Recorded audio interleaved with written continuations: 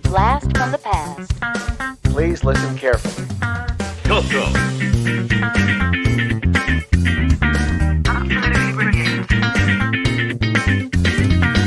Welcome to the CoCo Crew Podcast. A delicious adventure into the world of retro computing news and information. Featuring the Tandy Color Computer. Hey, you got your CoCo 3 yet? CoCo.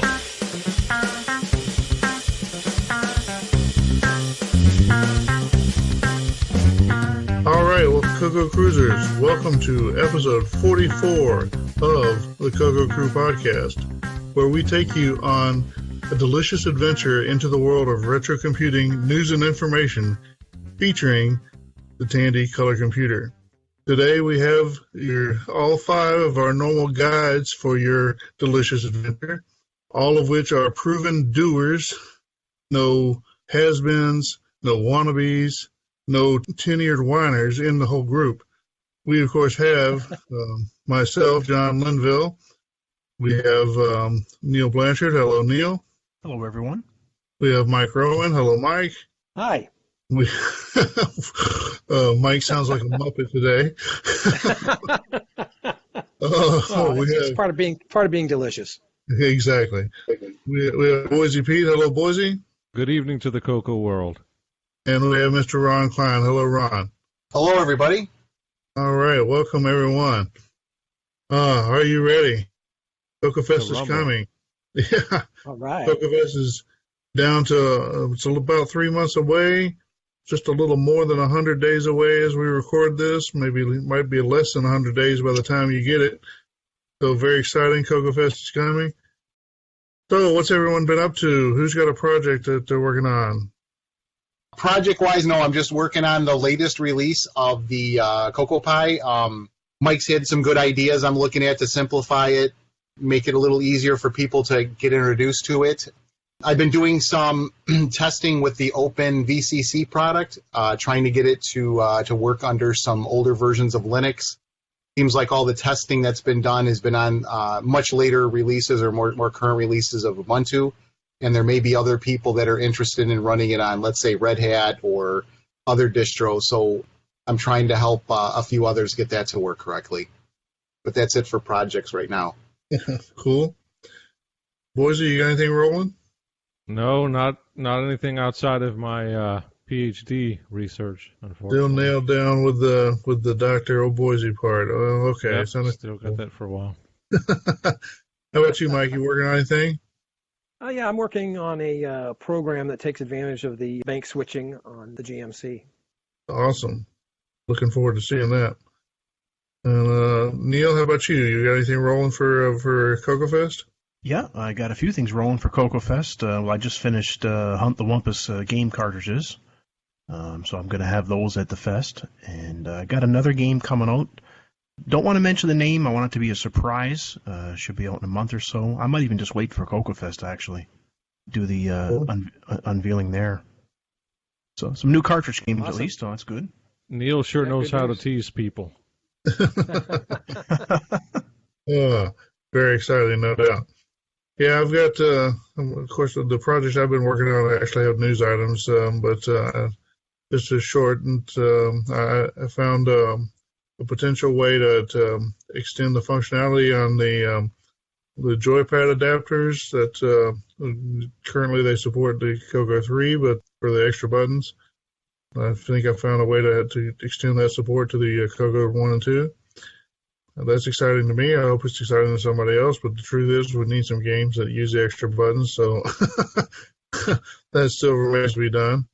I've done a little program, been working recently on a little program that will take the Pro language, which is another name for the syntax for the play command and extended color basic, and we'll take music that's written in little language and convert it into data useful for the SN76489 sound chip on the Game Master cartridge.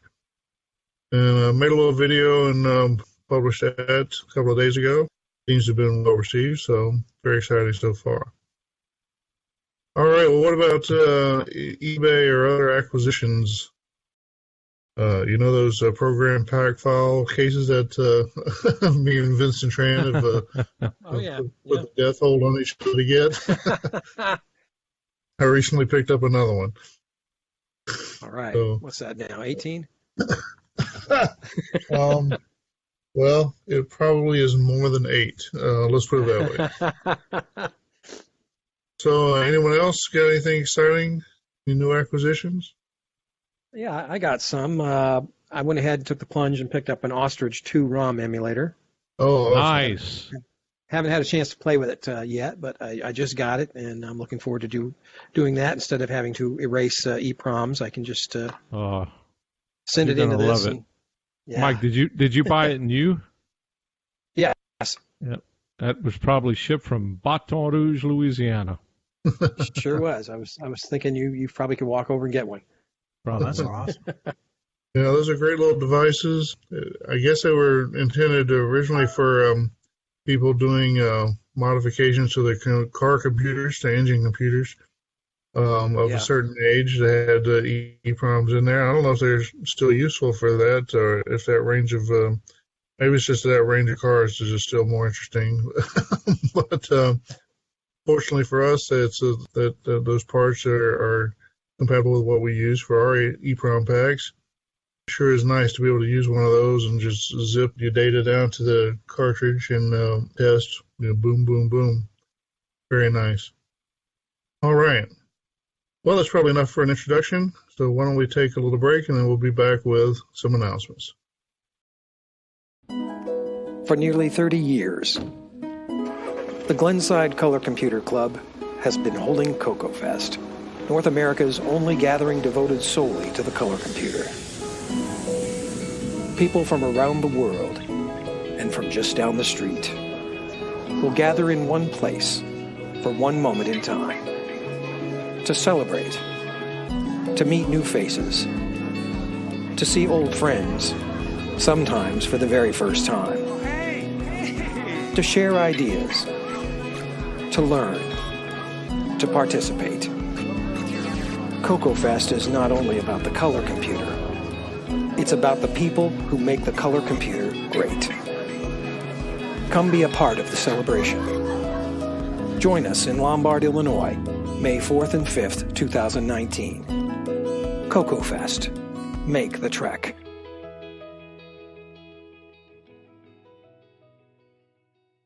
All right, CoCo Cruisers, welcome back for some announcements. We are the CoCo Crew Podcast, and we are available on Twitter as @CoCo Crew Podcast. We're also available on Facebook with a Facebook group called the CoCo Crew Podcast.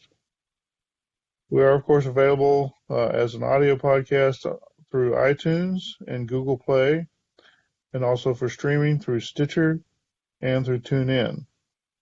We have a new option. We have set up a playlist on YouTube where we've converted all our back catalog to videos, which are really just the audio with a mostly static background, but it might be entertaining to those of you who prefer YouTube as an entertainment source. The link is available in the show notes. And of course, we are listed on the Game by Game Podcast Information Hub. This is a list of similarly themed podcasts, in this case, gaming, consoles and personal computers, mostly from the 80s, about those sorts of machines. So if you're when you're done listening to the CoCo Crew Podcast, then if you're looking to expand your podcast interest, then we recommend you check out the Game by Game Podcast Information Hub. Audio for the CoCo Crew Podcast is hosted by Cyber Ears. If you have a need to host audio on the internet, then we recommend that you check out Cyber Ears, where you will get your audio on your terms. If you'd like to reach out through email to contact the host of the CoCo Crew Podcast, then we have some email addresses set up. We have 3 that'll reach all the hosts, and those are show, SHOW, at cococrew.org. That's COCOCREW.org. We have podcast, PODCAST, at cococrew.org. and feedback, feedback, at cococrew.org.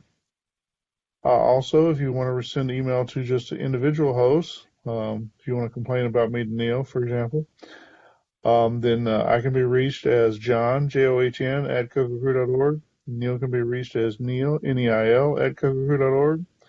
Mike can be reached as Mike, Mike, at cococrew.org. Boise can be reached as, no, wait for it, Boise, Boisy, at cococrew.org. And of course, Ron, with the most difficult spelling of all, RON, at cococrew.org. That is our standard announcements, but we also like to give you a listing of upcoming events in real life that we think our listeners might be interested in. Coming up in March 23rd to 24th of 2019, we've got the Vintage Computer Festival Pacific Northwest. That will be held in Seattle, which of course is in the Pacific Northwest part of the United States. And if that is being held, of course, at the Living Computers Museum and Labs in Seattle. So if you are in or near the Pacific Northwest part of the United States, or, the nearby sections of Canada, then we recommend that you check out VCF Pacific Northwest. And that is March 23rd and 24th of 2019. Coming up March 30th and 31st, so that's the next weekend, there is the Playthrough Gaming Convention held in Raleigh, North Carolina, at the Raleigh Convention Center. Sadly, I have not made it out to this event yet, but it looks like a lot of fun if you're into vintage gaming. And like I said, if you live nearby and you're going to go, then give me a holler and maybe I'll go with you. So that is the Playthrough Gaming Convention 2019, March 30th and 31st. Coming up in April, we've got the Midwest Gaming Classic 2019. That's April 12th through 14th. The Midwest Gaming Classic is a trade show featuring 150,000 plus square feet of retro and modern home game video consoles, pinball machines, arcade video games, computers, tabletop gaming, crane games, collectible card games, air hockey, and that's just the start. Let's see, this is be held in Milwaukee, Wisconsin at the Wisconsin Center, April 12th through 14th of 2019. This comes highly recommended by our own Mr. Ron Klein. Yep, I fully intend on going. That's going to be a great show. I already bought my ticket. Oh, I got to buy the ticket. I'm going too, but I got to buy my tickets. Very good. All right, coming up in April 27th to 28th of 2019, we've got VCF SE 7.0. That's a Vintage Computer Festival Southeast, held was in the Atlanta area. What is the name of that town? Roswell, Georgia. Roswell. Don't have a link yet because I just don't have a link right now. Hopefully we'll get a link, but this information is somewhat off to the side for now. We have special access to sources of information. We do have a link coming for VCF East. That'll be in May 4th to 5th of 2019. That, of course, is Vintage Computing Festival up in Neptune, New Jersey. Some fun events, lots of old computers. Their event, they schedule Friday. They have classes on Friday for the really serious retro folks, and then the normal come and look at our stuff on Saturday and Sunday. A little bit leans a bit to the bigger iron, more so than the Atlanta event, which leans a little more towards the microcomputers. Either way, cool old computers. I would say go check it out, except May 4th and 5th, of course, is the same weekend as CoCo Fest 2019, the 28th annual Chicago CoCo Fest. This event, this is the big event that got us all together and kind of started this podcast. The event will be at the Heron Point Convention Center in Lombard, Illinois, May 4th and 5th of 2019. So you be there, be square. You're morally obligated to attend if you are a CoCo person in good standing. That's right. Make the trek. Make the trek, exactly. All right, well, moving on. Coming up in July 15th through 21st. Now, that's 7 days. I guess it's a whole 7 days. We have Kansas Fest 2019. This, of course, is the Apple II Summer Camp for adults, held at Rockhurst University in Kansas City, Missouri. So if the Apple II is of interest to you and that level of interaction doesn't scare you away, then I highly recommend you get out to Kansas Fest 2019. They have been known to fill up, so you may want to watch for the registration to open.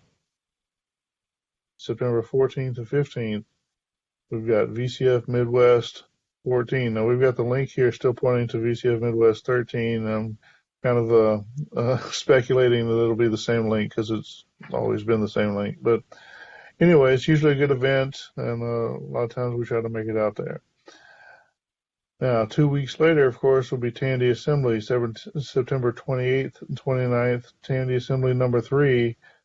Planning is probably just getting underway, but that's the dates I heard. I hope they're correct. And those are correct. If not, somebody will correct me here. So that's should be a great event. I hope to make it this year. Suspiciously absent or notoriously absent last year. Hopefully I'll make it this year. We all should have a lot of fun. And of course, the last event on the docket here in October 18th to 20th of 2019, we've got Portland Retro Gaming Expo. This is a big event, also in the Pacific Northwest, not in Seattle, but in, of course, Portland. Lots of gaming and cool stuff going on there. I heard it's a great event. I hope to get there one day. Maybe this year will be the year. All right, well, that's all of my announcements. So why don't we take another little break, and then we'll be back with some news. Is payroll processing a major hassle for your small or medium business? Introducing Option 4 Canadian payroll software from YGS. Option 4 handles all provinces and territories and makes it easy to calculate wages, duty allocations, and variable pay rates. Option 4 can be customized to work with any printer. Easily print batch checks, detailed pay stubs, and payroll reports. Option 4 automatically validates employee social insurance numbers. Maintain multiple payroll databases and rest easy knowing that all data is password protected. And the included well-organized and easy-to-follow manual will have you quickly making payroll entries. Option 4. Simply the best Canadian payroll software available for the color computer. Requires a 32K color computer with extended color basic and disk drive. Option 4 from YGS, Brecken, Ontario. All right, CoCo Cruisers. Now we're back with some news. News item number 1. We got a link to a paper from Cornell University. The paper is called Entombed, an archaeological examination of an Atari 2600 game. You can download this PDF and read a pretty interesting analysis of the internals of an Atari 2600 game. Now, of course, that's not a CoCo, but if you're technically inclined to be interested in the retro computers, I think you'll probably enjoy this paper. There's 2 authors, John Aycock from the University of Calgary and Tara Copplestone from the University of York. That's in the UK. Calgary, of course, in Canada. John Aycock, he was the author of a book that I talked about in an earlier tech segment, which was Retro Computing Archaeology or something like that. I'll have to look it up. Anyway, he's an interesting researcher, and he does this sort of retro computer archaeology. It's pretty neat. He goes in and looks at algorithms and looks for similar algorithms in different programs and compares them and looks for shared pieces of code and signatures of certain things, certain techniques or whatever. Download it, take a look. I hope you'll enjoy it. All right, kind of in a similar theme. This is a vintage book. So the link is Atari Software Protection Techniques. The author is George Morrison. I don't know anything about him. Again, this is not a CoCo book. This is a book about the Atari 8-bit systems. But it's about some of the techniques used for copy protection. If you're like me, copy protection is sort of a little bit of a mystery from a technical standpoint because you kind of, it kind of goes against the thing, if the computer can write it in the first place or can read it, why can't it copy it, right? And well, it depends. And so There's a lot of techniques that they're not exactly the same between computers, but maybe they're similar or inspired by them. If you're looking for something to read in the retro world, maybe this is something if that's a topic that might be interesting to you. I've seen a few books like this, but not a lot. I think this one actually has a follow-on. If you're like me and this pegs you're interested in, take a look. Yeah, it's an interesting book. All right, so software protection. All right, our next link here. This is our first Jim Gary appearance of the show. He's got a game called Hamburger by Bill Tonti. Says he ported this interesting game from the TRS-80 Model 1 Basic to the TRS-80 MC10. And so what it looks like, if you let the video play long enough, he's got a MC10 semi-graphics, this is SG4 it appears, semi-graphics version of Burger Time. And a pretty competent version if you ask me. Yeah, it's cool. It's a low res, but it looks like the game. It's got the same bad guys and the same burger construction or whatever, and pretty interesting. So once again, Jim Gary's come through for us and giving us a game that we can enjoy on our MC10. Yeah, that's a cool one. I like the lettuce and the egg. Yeah. Just checking this out. It looks great. Yeah, the lettuce is pretty cool. Yeah, the use of the SG4 graphics characters is well done. Yeah, good one, Jim. Very nice. Okay, so here's a weird one. And this is not meant to be preachy, and hopefully you're not offended either way. If you are someone looking for a Christian-themed game, maybe this will help you out. Of course, it's for the Intellivision, not for the CoCo, but maybe it's maybe there's a market there. I know certainly there are people of an evangelical stripe or whatever, shall we say, I've met at CoCo Fest. This is a link to an Intellivision homebrew made by Anders Carlson, whose name might be familiar to some of us. He's someone who participates in the Retro Challenge, so that's how I'm aware of him. The link goes to Atari Age, and you can actually get the ROM and information there if you have the proper equipment to play such things on your Intellivision. But then at the bottom, it actually has a YouTube video. And I thought it was kind of an interesting looking game. It's one of these games where you run around and try to catch things that are falling. So a little bit like Popcorn or Avalanche or something like that. I guess it's based on Santa Lucia Festival that I guess is popular in the Scandinavian countries. I don't actually know much about it. But I always like to share ideas for interesting games or homebrew games or whatever. I think a lot of people have trouble with the game design part of sitting down and want to write a game, but they don't have the game to write. So here's an idea. And maybe you don't do exactly this one. Maybe do something else. Maybe you find your favorite Saints Day and write a game based on that. I have an idea for this. Is interesting, a Christian genre game. I have an idea for a CoCo game based on a Christian theme. What's that? I call it Lot's Wife. And so you got to prevent yourself from looking back, and so you don't turn into a pillar of salt. Exactly. Probably. I can just see if you had a stereo sound or you'd make noise behind you. All right, moving on. So the next item comes from Norman Davey. I don't know a lot about him because I assume he's out of the Atari 8-bit crowd. The theme for this first section is it's not a CoCo project, but maybe it could be, I guess. But in this case, he's got an Atari 800 XL, which he is powering off of a USB cable. Now, many of us have probably seen this where USB chargers for like cell phone chargers or whatever, they've become pressed into service as power supplies for lots of things these days, just because they're so ubiquitous. The biggest problem is that the USB, the phones keep changing the USB connector, so we all end up having another stack of chargers going around. Now, the big problem here, I think, is USB only puts out a plus 5 volt power supply. I'm not sure how much amperage it puts out, but apparently it puts out enough to power an Atari 8-bit. So maybe there's a chance it could power a CoCo 2 or something like that. I think the CoCo power supply normally would put out a 12 volt somewhere. You might not be able to use your serial ports or something like that if you only have a 5 volt supply.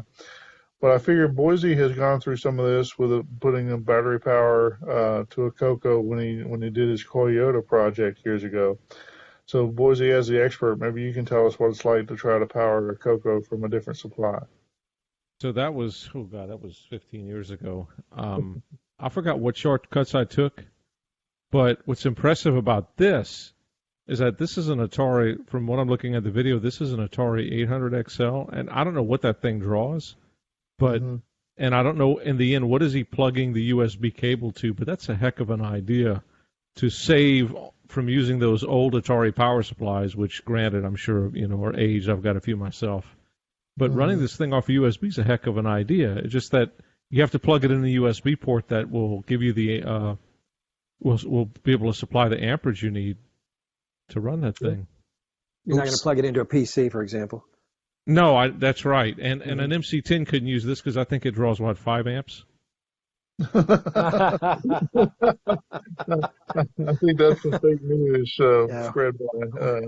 we already addressed that one. That's right. Still a cool idea. Yeah, so I thought it was kind of a cool idea. Alternate power things pop up from time to time, and so here's a little food for thought. If you're looking for one for your CoCo, maybe the USB... maybe you can do it through a USB controller or a USB power supply. I'm not sure where you're going to get 12 volts if you need it, but probably some way to do it. It's a nice video to watch. Made me think of Neil. You should love that, all those DIN connectors. Oh, yeah. So moving on, one more. I don't know this person. His handle is, I think it's supposed to be Tanru Nomad. I think it's really... If you click on it, it looks like he uses that Tanru Nomad as 2 words in other places. So anyway, don't know much about Tanru or why he's a nomad, but he's published a new 6809 Flex game.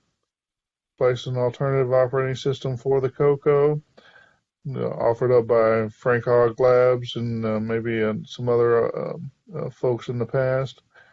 Anyway, you can run it on the CoCo, but probably targeted more some of the other 6809 machines, some of the bigger ones, shall we say, in the past, like the SWT-PC, or I'm sure I can think of some others if you give me a minute. But anyway, so he says he finally got a working SWT-PC 6809 computer and wanted to write something to play on it. So he's written a 6809 cribbage. Again, he's targeting Flex here. I'll bet if you were motivated, you could probably pinch his binary and do a little hacking, or maybe you get it the source. I'm not sure if he's got that available. But you could probably put a cribbage game on the CoCo without much trouble. Anyway, I thought that was neat because you don't think of Flex as a gaming platform. It's kind of like you don't normally think of OS 9 as a gaming platform. You definitely don't think of Flex as one, but why not? Especially a game that's like a card game with a text interface. Yeah, sounds exciting, I know, as I keep talking about it. Anyway, I still thought it was kind of cool. Theoretically, you could probably run this on the CoCo. You might have to do a little work to get it on your CoCo in the first place, but you pop in your Frank Hogg Labs Flex disk and boot up Flex on your CoCo and get this program over there somehow, and then you can play cribbage. Very nice, huh? Yeah. Good to see Flex get some love. Yeah, very nice. All right, so the next news item is Galactic Attack with an Atari Trackball by Henry Rietfel, a.k.a. Rietfel, a.k.a. Rietfel Squared. It looks like this is a YouTube video with Henry playing a game, although the glow of the monitor is so bright I can't see the Galactic Attack. But it looks like he's using an Atari trackball, which is cool. But there's no commentary. It just looks like he's a DJ shuffling vinyl records or something. But anyway, it's interesting. So, I would like to know how he hooked it up. John, do you know? I'm pretty sure that the trackball he's using can be switched into a joystick emulation mode. And so there's circuitry inside the trackball that basically translates your rolling right to a right output on a digital joystick. So he's probably using something like Neil's Joy Pad controller, which of course is Joy Pad converter, which is of course compatible with the Atari style joysticks. And he's probably plugging it into something like that. The fact that it's a trackball is irrelevant to the software. It's cool. It seems really responsive. Yeah, pretty cool. Yeah, looks neat. Good job. The next item, Doctor Who 3 by Robert Sieg. This looks like a basic program running on an MC-10 emulator, and it has some graphics, low-res graphics, but pretty good for the genre, I guess, and playing some Doctor Who music. Yeah, so he's taking some graphics from the Doctor Who intro, I guess, and bidding them up on the screen along with the music playing. It's cool. It's not exactly a video player. It's kind of inspired by a video player, I guess. It's just on a loop there. But. Interesting. Haven't seen Doctor Who in a while. Next item is Nostalgia or Stockholm Syndrome. This is an article by my friend and former colleague, Mr. James Jones. And I read this earlier. This was an article that he posted, I believe, on Facebook, a comparison between what he's calling Street Basic, or the basic that would be built into the CoCo, and Basic 09, which is more of a structured basic. And he goes into quite a bit of detail, as you would expect from James, on the benefits of using structured basic similar to Basic 09. Talks about how you don't have to use line numbers, how you have nested procedures that are quite visible so you can see the flow of the program real well. He uses some code, I think, looks like this is a chess game maybe, or part of the chess game to kind of illustrate some of the principles he's talking about. Very good. This would be a great idea for a paper. James, if you're listening, maybe you could turn that into a paper for the project that we'll be talking about later in the podcast. But good stuff. I like to see this type of rigorous writing from people in the community. Very nice. The next item on the agenda, AGD engine converted for the 6809 by Per Surratt. AGD is literally Arcade Game Designer, a framework for doing arcade games. It came out of the ZX Spectrum world or ZX Spectrum world. They've got this 6809 engine written that interprets the arcade game data structures that AGD builds. And then I guess they've got some tools for doing the necessary conversions of the graphics. So there's like 100-some of these games that target this, that are built with this Arcade Game Designer tool for the ZX Spectrum. Now they are, well, not just within reach, they're actually popping out on a regular basis for the CoCo and the Dragon. Some of them, many of them are in just a monochrome, black and green or black and white, and some of which are actually, I think, have been converted to one of the 4-color modes. We're well on our way to collecting roughly 100 new games for the color computer. Pretty cool. It's a really awesome work. I've been watching it on Facebook, and not that Jim Gary's got any real competition, but I'll tell you, there's like 10 packs of these out, and each pack is about a half a dozen games. And it seems like he's releasing these at least a couple packs a week. So you're right, it's going to add up quick if he keeps up this pace. Good work.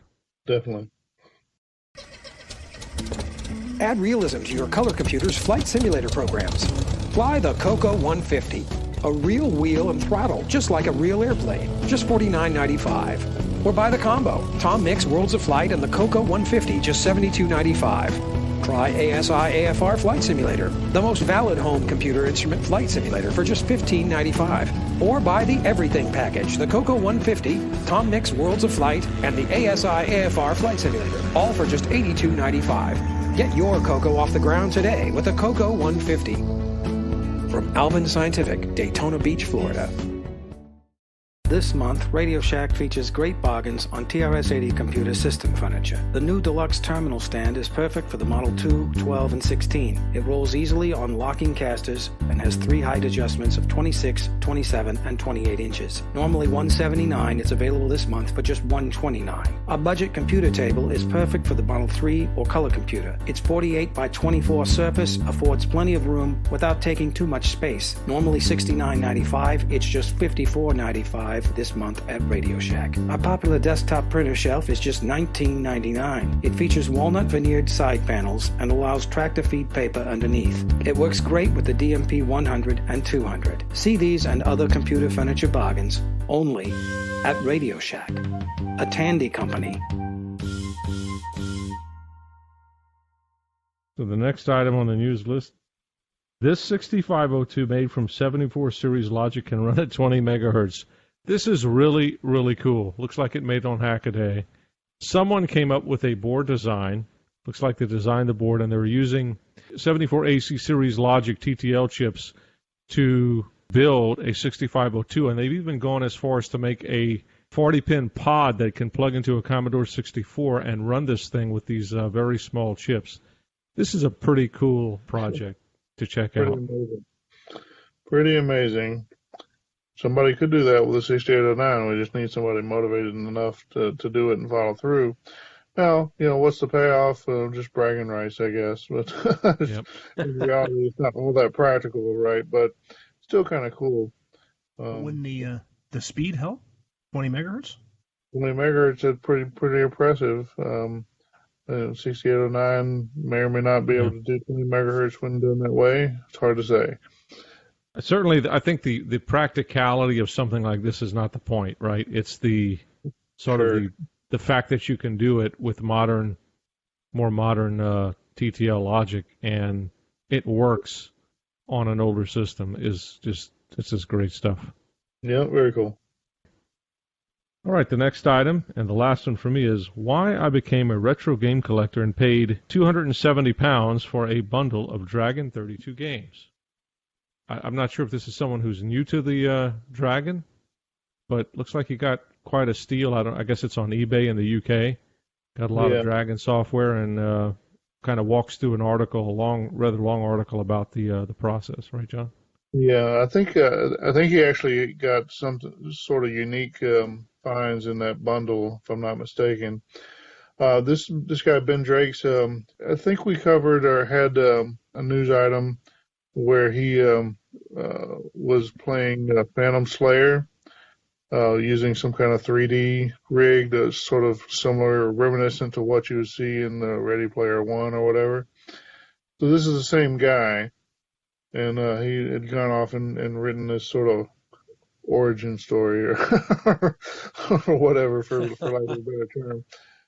Anyway, I included it because I thought, it might be interesting. I think a lot of us at some point hit that inner struggle of why in the world am I doing this silly stuff and spending money on these old computers and, that sort of stuff. And so sometimes it's nice to see someone else talk their way through it and provide their own reasonings for why they're doing that stuff. Good work. The next retro news item on our list is from David Murray, the 8-Bit Guy.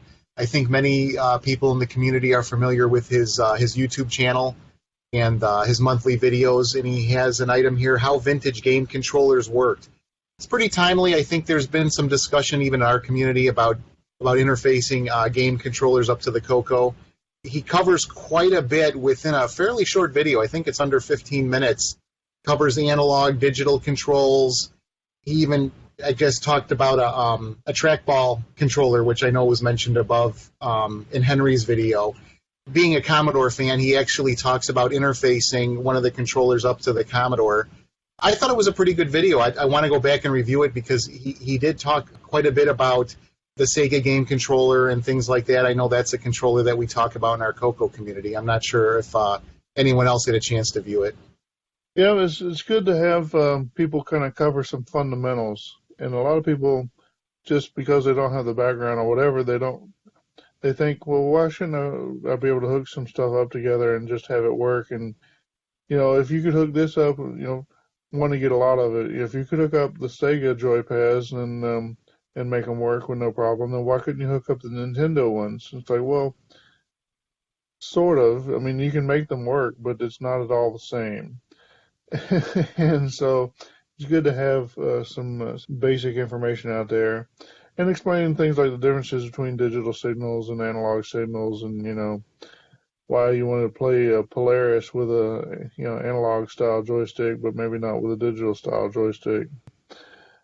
Doesn't necessarily go into that specific question, but it's that kind of information that lets you fill it in for yourself, I guess. Okay. Next in the news is from it's from Al Williams at Hackaday. It's replace old electrolytics, not so fast, maybe. I know there's been a lot of talk about doing complete cap replacements on old vintage equipment. We've seen this mentioned in other podcasts like the TRS-80 podcast, where they talk about the magic smoke that comes when you power these things on after sitting for a long time. I know on the CoCo side, it seems like it's common for people to have their motherboards service where they go and do a cap replacement, but there's some discussion about how some of the old caps, unless you see physical signs of real issues, that maybe it's best to leave those in. I know back in the 90s on PC motherboards, boy, I'll tell you, there was a number of years there where you would have the ballooning cap gate, I'll call it, where it seemed like, good motherboards would fail fairly quickly because the capacitors were just of such poor quality. The discussion with this particular article, I was reading a lot of the comments below. It really goes both ways. There's a pretty good split between the case for replacing everything and for maybe keeping the old stuff. I'm not sure how you guys feel about it. Yeah. Well, so I kind of got my start in the retro stuff through the arcade world. It's very common in the arcade world, particularly for when dealing with monitors, to recap a monitor. And the thing is, especially when you're dealing with something like a monitor, a lot of them are kind of a pain in the butt to take apart in the first place. Not to mention that you could kill yourself with the electric shock. But by the time if you've got one that doesn't work, it's amazing how often you can fix one just with a shotgun of replacing, a dozen electrolytic capacitors. So it's very common to do that on monitors. Maybe it's the same kind of thing for certain power supplies or whatever. And like you say, but I have started to hear, I've heard like two things. One you're talking about, there was a period of time where it sounds like a lot of electrolytics were especially faulty or prone to failure. But then on the other hand, I've heard a fair number of people assert that certain old electrolytics are, not just probably not a problem, but may actually be better than what you would get if you replace it with a new one. I'm not really sure where I'd come down on that. If you do get to the point where you are going to start replacing parts on a motherboard, especially if you can get a kit where you just have all the electrolytics laid out for you, sometimes, they're pretty easy to replace. It's very tempting and to just go ahead and replace all of them. And it's something you can do in a couple of hours or whatever in most cases. Now, that said, some people are buying working CoCos and then replacing all the capacitors, just in case. And I'm not going to say that's a bad thing to do, but I will say that might be an unnecessary thing to do.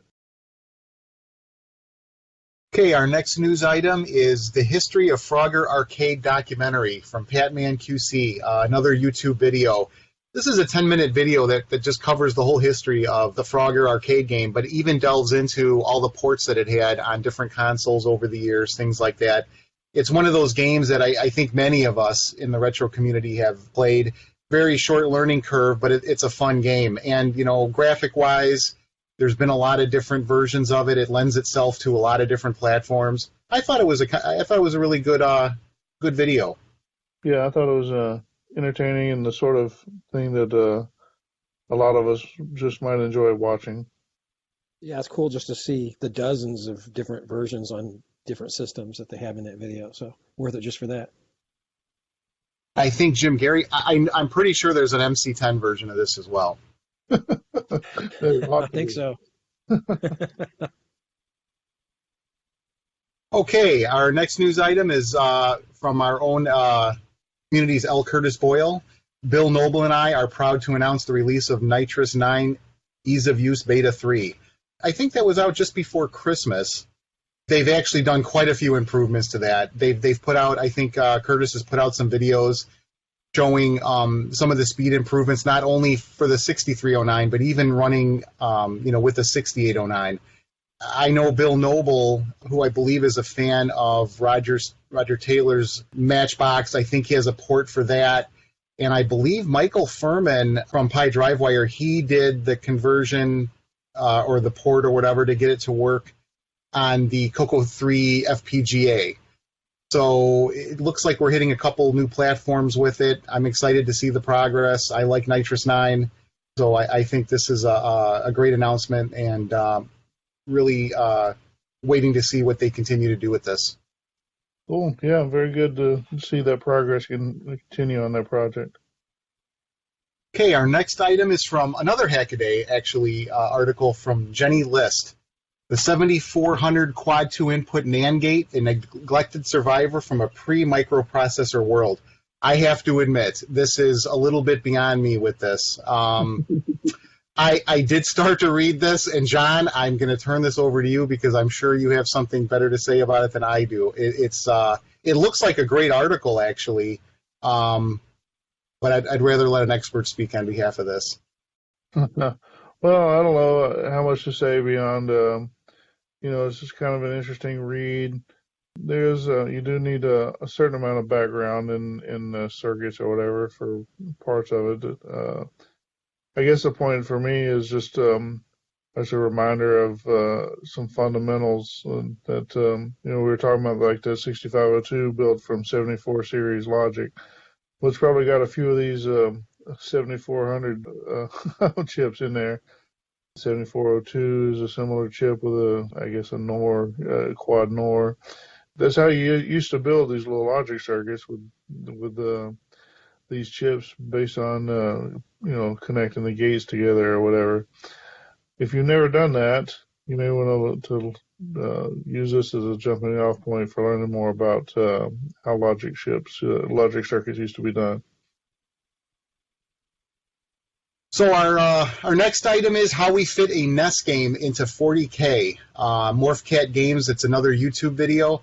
I got to tell you, I looked at this, and with all the discussion we have about game design, game creation, especially on the CoCo side, I know Chet and a few others are working on stuff and talking about how they optimize games to fit within a certain size, or how they can take advantage of the power of the CoCo because we don't have hardware sprites. This game looks like a side-scrolling dungeon-type adventure.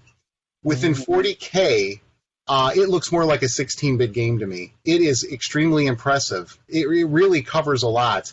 It even looks like there's going to be a cartridge made of this game, and quite a few people are interested in picking this thing up. So anyone that's interested in game design or how to optimize games, even though this isn't for CoCo, I still think a lot of the theory and things talked about in here apply. Yeah. I get people that ask, why include totally different systems or whatever in the new stuff, and it depends on your interest, but if you wrap your head around how they're doing the things they're doing for the NES, then some of that is bound to spark a few neurons here and there when you need to do something similar on your CoCo. And if nothing else, it's just kind of a cool bit of information to absorb. Yeah, I would love to see this game on the CoCo, actually. It looks that nice. A lot of moving objects. It seemed pretty impressive for 40K. Yeah, pretty cool. And yet word processors now are 2 gig. The documents are 2 gig. Yeah. Oh, Lord. Are you tired of blindly reaching behind your CoCo just to find the reset or power buttons? Can you even tell when your CoCo is powered on? Avoid the risk of life-threatening electrical shocks and painful lacerations that lurk behind your computer with reset power switches from Morton Bay Software. Move the power switch and reset switch where they belong on the front side of your CoCo. The included LED will tell you when your CoCo is powered on. Made from only the highest quality components, CoCo 1D and E boards and CoCo 2s feature totally solderless installation. CoCo 1F boards require some soldering. The CoCo 1 kit is just $24.95. The CoCo 2 kit is just $27.95.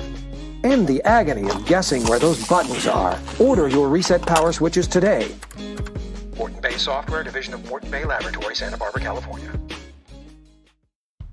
What's going on, CoCo Cruisers? The original gamer Stevie Stroh here, and I'm the host of CoCo Talk. What is CoCo Talk, you ask? Well, we are a weekly live talk show on YouTube featuring the Tandy Color computer. And guess what? CoCo Talk is now also available as an audio podcast for your listening pleasure. So when you are done listening to the CoCo Crew Podcast, come check us out at cocotalk.live for weekly live talk featuring the Tandy Color computer. We'll see you there, CoCo Cruisers. All right, our next item, well, this will be an easy one for me because it's from me. It's the GMC Demo 4, GMC being the Game Master cartridge. I have 4 different videos out on the Game Master cartridge out on our YouTube page that you can take a look at. The latest one, Demo 4, covers the bank switching features and walks through the technical discussion of how you use that and how it works. Check it out. Very nice. Yeah, it's definitely good to have someone kind of lay it out for you. If you, for some reason, you just don't quite get it, have someone else lay it out for you, that can be helpful. Our next item is Basic Game Nutroid, Collect Nuts for the Winter by Ken Reigard. Yeah. And this looks like it's kind of interesting. It's a premise of it is you're a squirrel and you have to collect nuts to gain points. Kind of an interesting little game. Yeah, so I think it's funny too because Ken talks about the origin where over on the CoCo Talk show they had discussed having a 1 month game challenge or whatever. And I guess Ken got excited about it, and maybe he was the only one. but good for Ken on following through and not only producing a game, but also releasing it. So very exciting. I think we've all probably been there when we're hanging out with our buddies and say, "Hey, let's go do this, that." Oh yeah, well, okay, I'm going to do that. I'm going to get something ready, and we're going to do that on Saturday. And then on Saturday, you show up, and you're the only one. Only on Saturday night. Exactly. Our next link is the Glenside newsletter, CoCo 123, Volume 38, Number 3. John Mark Mobley was responsible for producing that for the Glenside Color Computer Club. Check out this issue. It's got some information from our new president, as well as coverage of Tandy Assembly with some good photos. So always good to see the newsletter. So check that out.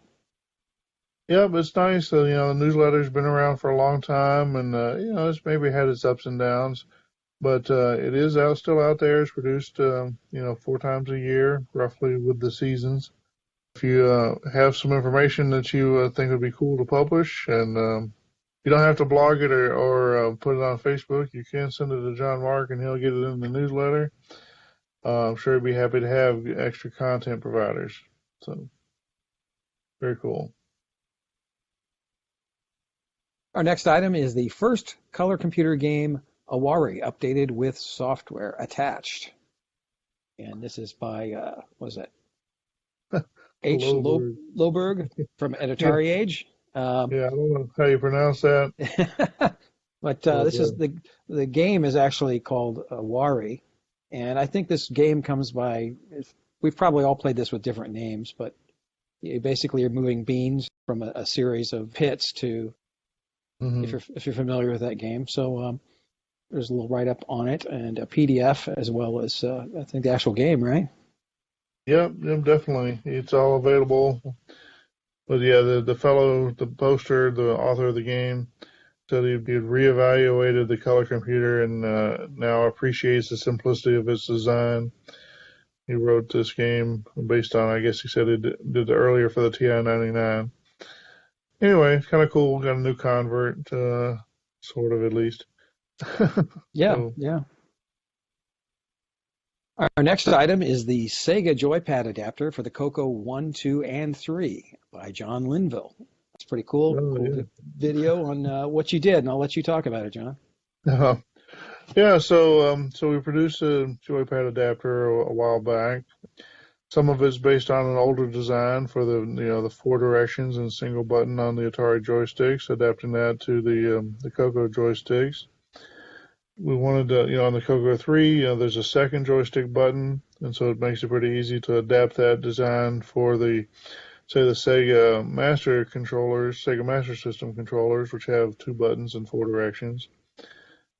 And then I got clever and figured out that we could use the TX line on the serial port to trigger the switch button on the Sega Genesis adapters, so that you could switch 2 buttons, which 2 buttons you see, giving you access to a total of 4 buttons on the Sega Genesis adapters.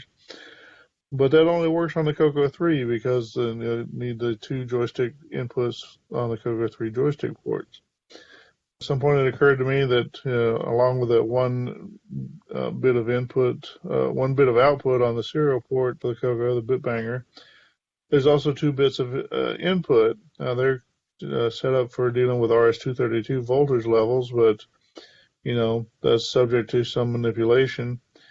And so we needed 2 extra lines. We had 2 extra inputs, so maybe we can use that to support those extra 2 buttons, or extra 4 buttons, really, total of 4 buttons. And so, anyway, long story short, by adding a couple of jumpers here and there to the existing adapter, then we could plug it into a CoCo 1 or 2, and then have access to all of the buttons on the Sega Joypad. Still have a lack of games that make use of the extra buttons, which has, I think, been a big holdback. But I do think once we get a couple of games that use the buttons, I think people will see the beauty. At least I certainly hope so.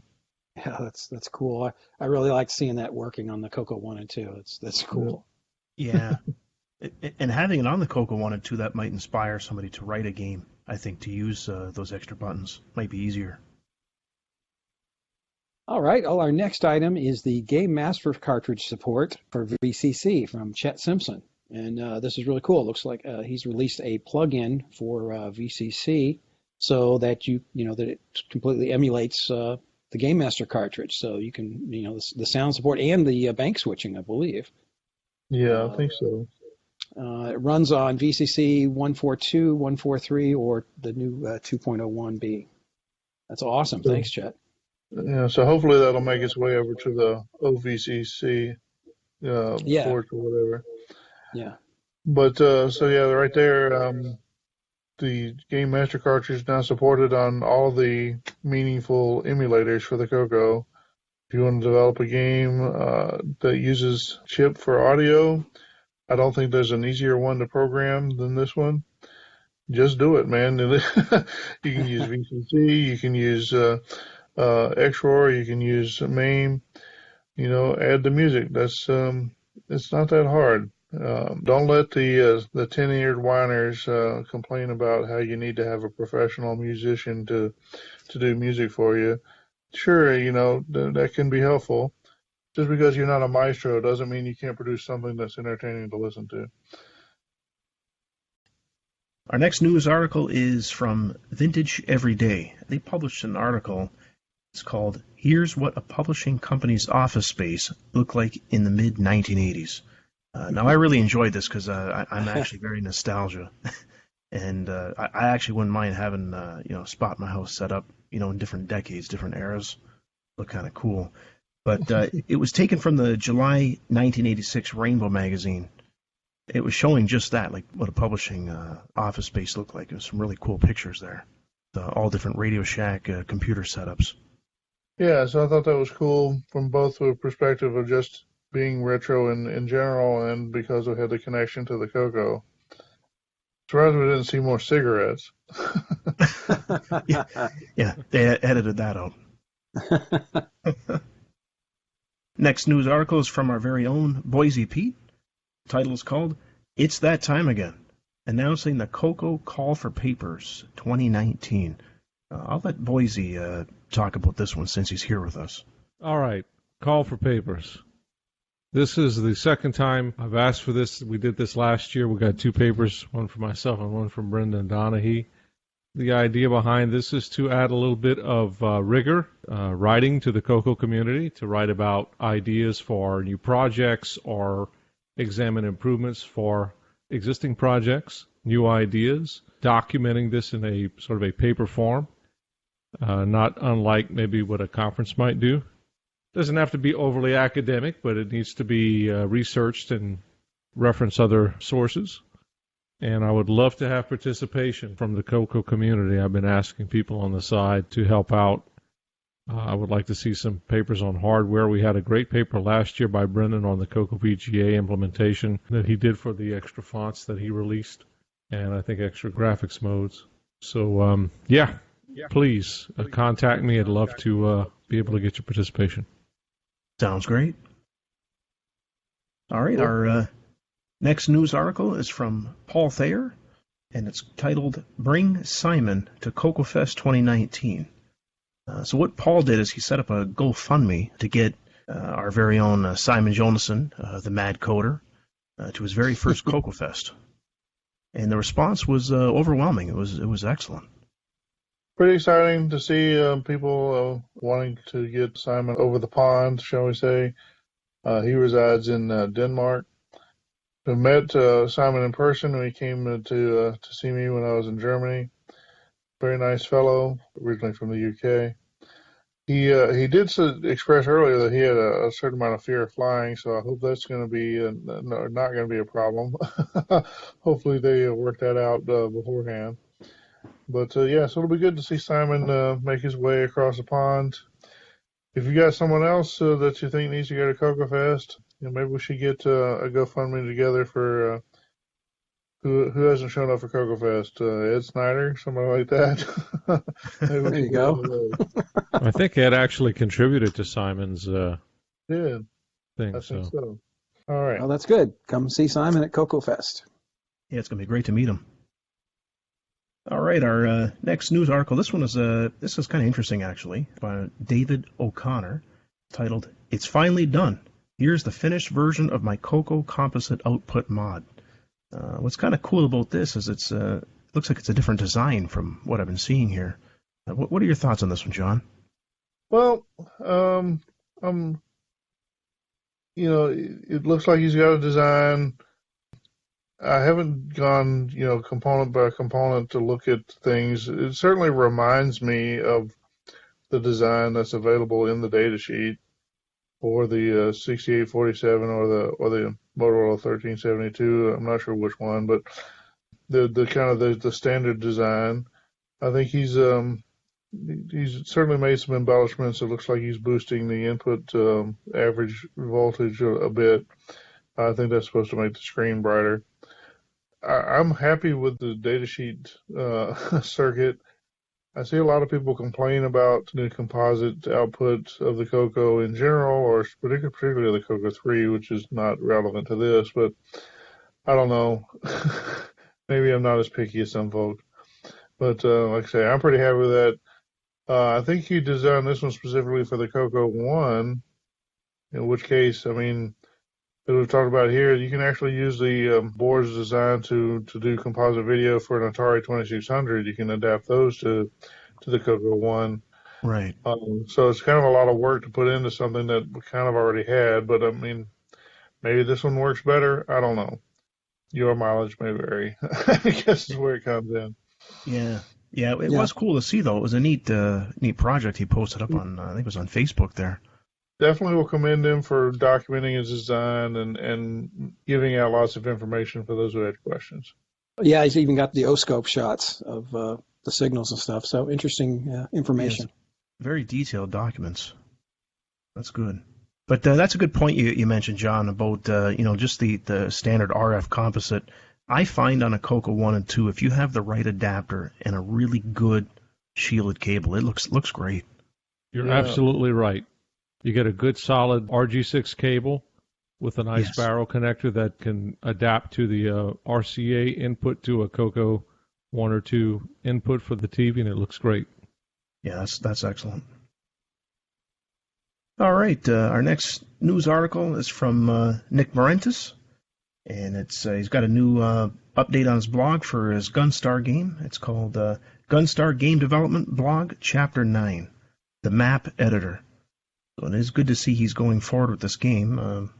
It's good to see progress. Yeah, Nick likes to do these. I'm not sure it's truly a blog. They're certainly like a blog. They're websites with writing on them. They're not quite standard blog style, but, whatever. I'm not going to quibble over that. He does pretty good. He does some pretty good drawings and whatever. A bit of progress towards his ultimate goal, and maybe he's unveiled a little bit of extra information that how some games work that maybe wasn't obvious to everyone already. So yeah, it's good to see it.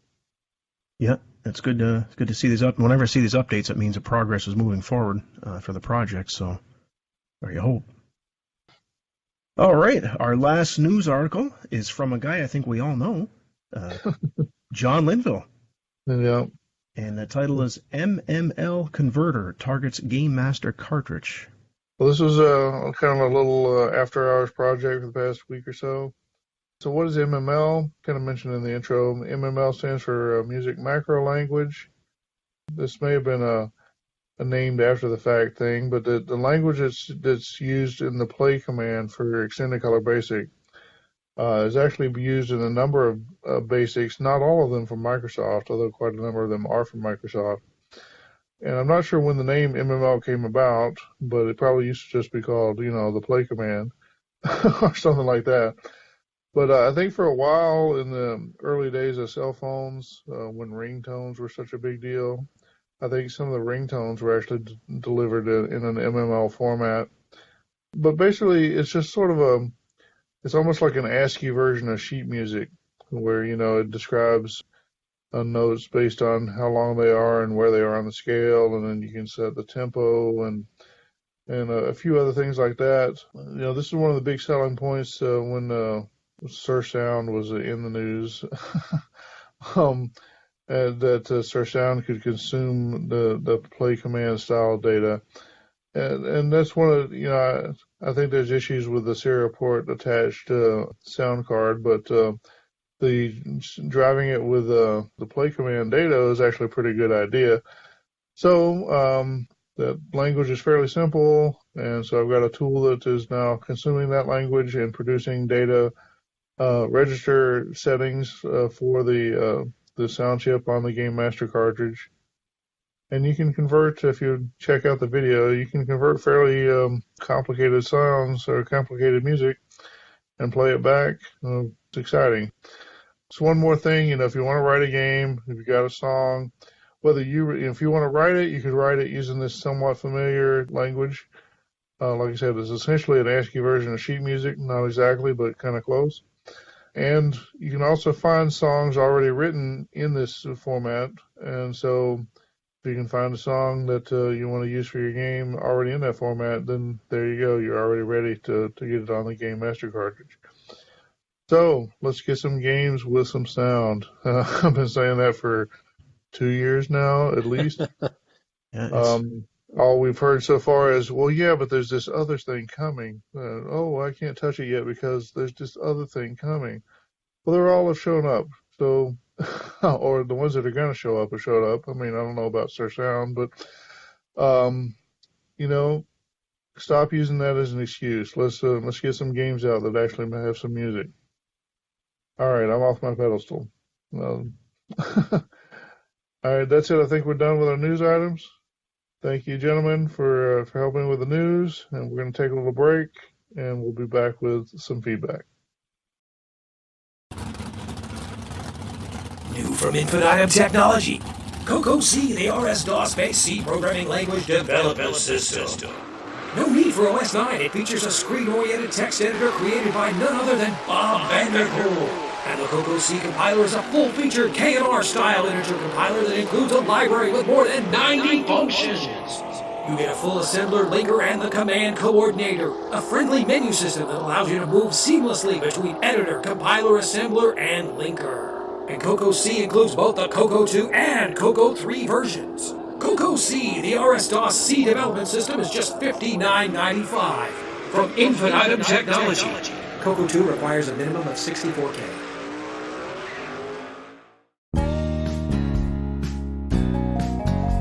Where's Jill? She's really lonely. She's been spending hours on her Tandy 1000 again. Do you think Dave will ever find his true love? Not if he's been playing Quasar Commander on his CoCo all day. We used to be lonely. Until we met on tandysonly.com. Tandysonly.com is the new online dating site for folks who won't give up their Tandy computers. You don't have to be lonely at tandysonly.com. All right. Now let's have some feedback. We have a little more feedback than usual, and certainly a little more weighty than usual this month. But at least one of them is actually just a reiteration of some of our news. So we'll start with that. First feedback item comes from Paris Surratt. This is just to let you know that I ported the AGD engine to 6809 so they can be used to convert AGD games for the CoCo and the Dragon. Again, that's Arcade Game Designer, the AGD. Since then, I think that's KES, I think it's pronounced Case Vanos and me are releasing regularly packs of converted games. These are threads open in World of Dragon, Dragon Archive, and Retro Wiki. In both webs, there's info about the packs and zips to download the games. We have almost 110 working games, and I plan to be releasing them in packs of 4, 2 every week, which I think he's held to so far. Yeah. He did send a lot of links in the email. I'm not going to include them in the show notes just because it's so long. If you're desperate for the links and you can't find them yourself, send me an email and I'll forward you the information. But yeah, he's done a lot of these. These are the first 6 releases that I've got here, and I think he's done a couple more since then. I think maybe up to 10. So, again, these games, they seem credible games and definitely playable or whatever, and it's just tapping into this resource of games that already exist with a tool that makes them available for the CoCo and the Dragon. Really exciting. Very cool stuff. So thank you, Pear. Next item comes from Steve Bamford. Steve says, just finished listening to the latest CoCo Crew podcast and thought I'd share a few of my own thoughts on implementing keyboard input. I find the Dragon's arrow keys awkwardly placed for playing games. So for my games, I've chosen the keys, so less than, greater than, and Z for left, right, and jump respectively. So if you see, that's kind of laid out at the bottom of your keyboard. Positioned along the bottom row of most keyboards, these keys allow your wrist to rest comfortably on the desktop. Again, Steve goes into some technical information about how he kind of reinforces what I was saying in a previous tech segment about how the various rows are on between the Dragon and the CoCo. They basically have the same sets of rows, but in a different order. And he talks about some ways to deal with that. And then, of course, he says, one final thought, if you prefer to call the keyboard rotated and located in ROM, calling it indirectly through hexadecimal A000 should ensure your game works correctly on both the CoCo and the Dragon. I haven't tried this myself, but I've often heard mention of it. Not sure if this extends to the CoCo 3, and indeed it should extend to the CoCo 3. So, very cool. Thank you, Steve. The last item comes from Steve Strobridge. We mentioned in the announcements that we now have our back catalog of audio podcasts kind of automatically converted over to a video form. The actual visuals are a bit static. If you want to watch the podcast on your YouTube player or whatever, you can.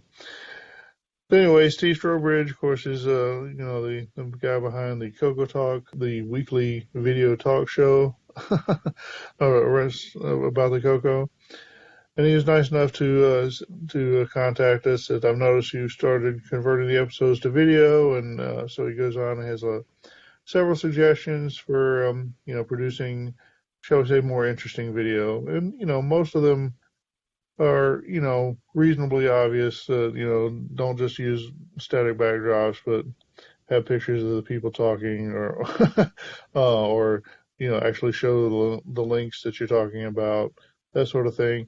And they're all great suggestions.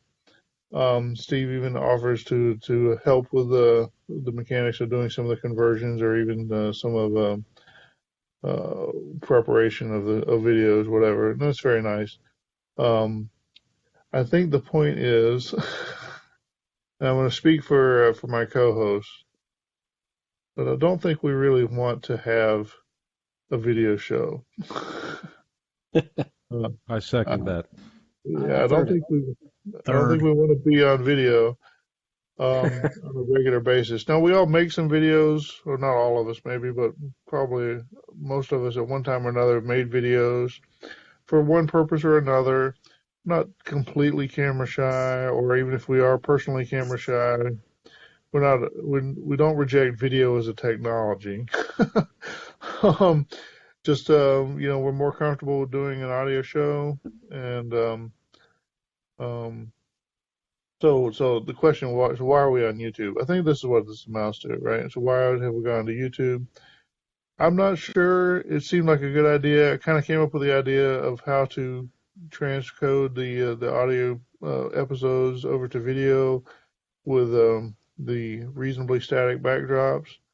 We actually are doing now a backdrop that switches between our logo and between the pages of our show notes, and then over top of it, it puts the waveform of our voices just to have a not totally fixed display, so we don't burn in your TV. Anyway, the point is that's pretty easy to do once you figured out how to do it. It's just a matter of letting the video run or letting the transcoding run, and we end up with a video that we can upload. And then people that are searching for retro stuff on YouTube might find us. And whereas before they would have been a lot less likely to find us, if they did find us at all, it'd be through one of our topic videos, like Mike's GMC demos or whatever. Is this going to help? Is it going to expand our audience? Maybe. Maybe it won't. As it stands right now, it's not a lot of effort. Maybe the results are not gold standard results either, but it does give us a presence on YouTube that we did not have before. Some of our videos that we've uploaded have seen a significant number of views already. One of them in particular seen an amount of viewage that I can't explain. But that could just be some sort of anomaly too, I guess.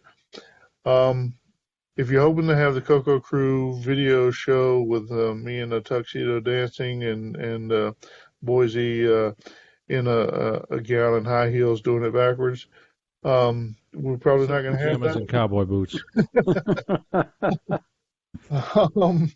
Is it possible we'll at some point have a little more video coverage? I'm not going to say no, but I wouldn't plan on it. So for now, we'll just play it by ear. If you like the videos, great. If you don't like the videos, just treat them like they don't exist, and you'll probably have the same experience that you've always had. Nothing much else to say there. Thank you, Steve, for the feedback. All right, well, that's probably enough for feedback this month. We're going to take another break, and then we'll be back with a host discussion. Time to learn with CoCo House Rock. Hey, how can I store a list of words in my color computer? Well, it's easy. Ask any lawyer or barrister, maybe your boss or a manager. When you have a sequence of characters, they form a string. Tell me more. Easy to spot in a basic line. Variable names denoted with a $sign. An array of bytes that get defined, they form a string. I see. They can contain letters and numbers and even special characters.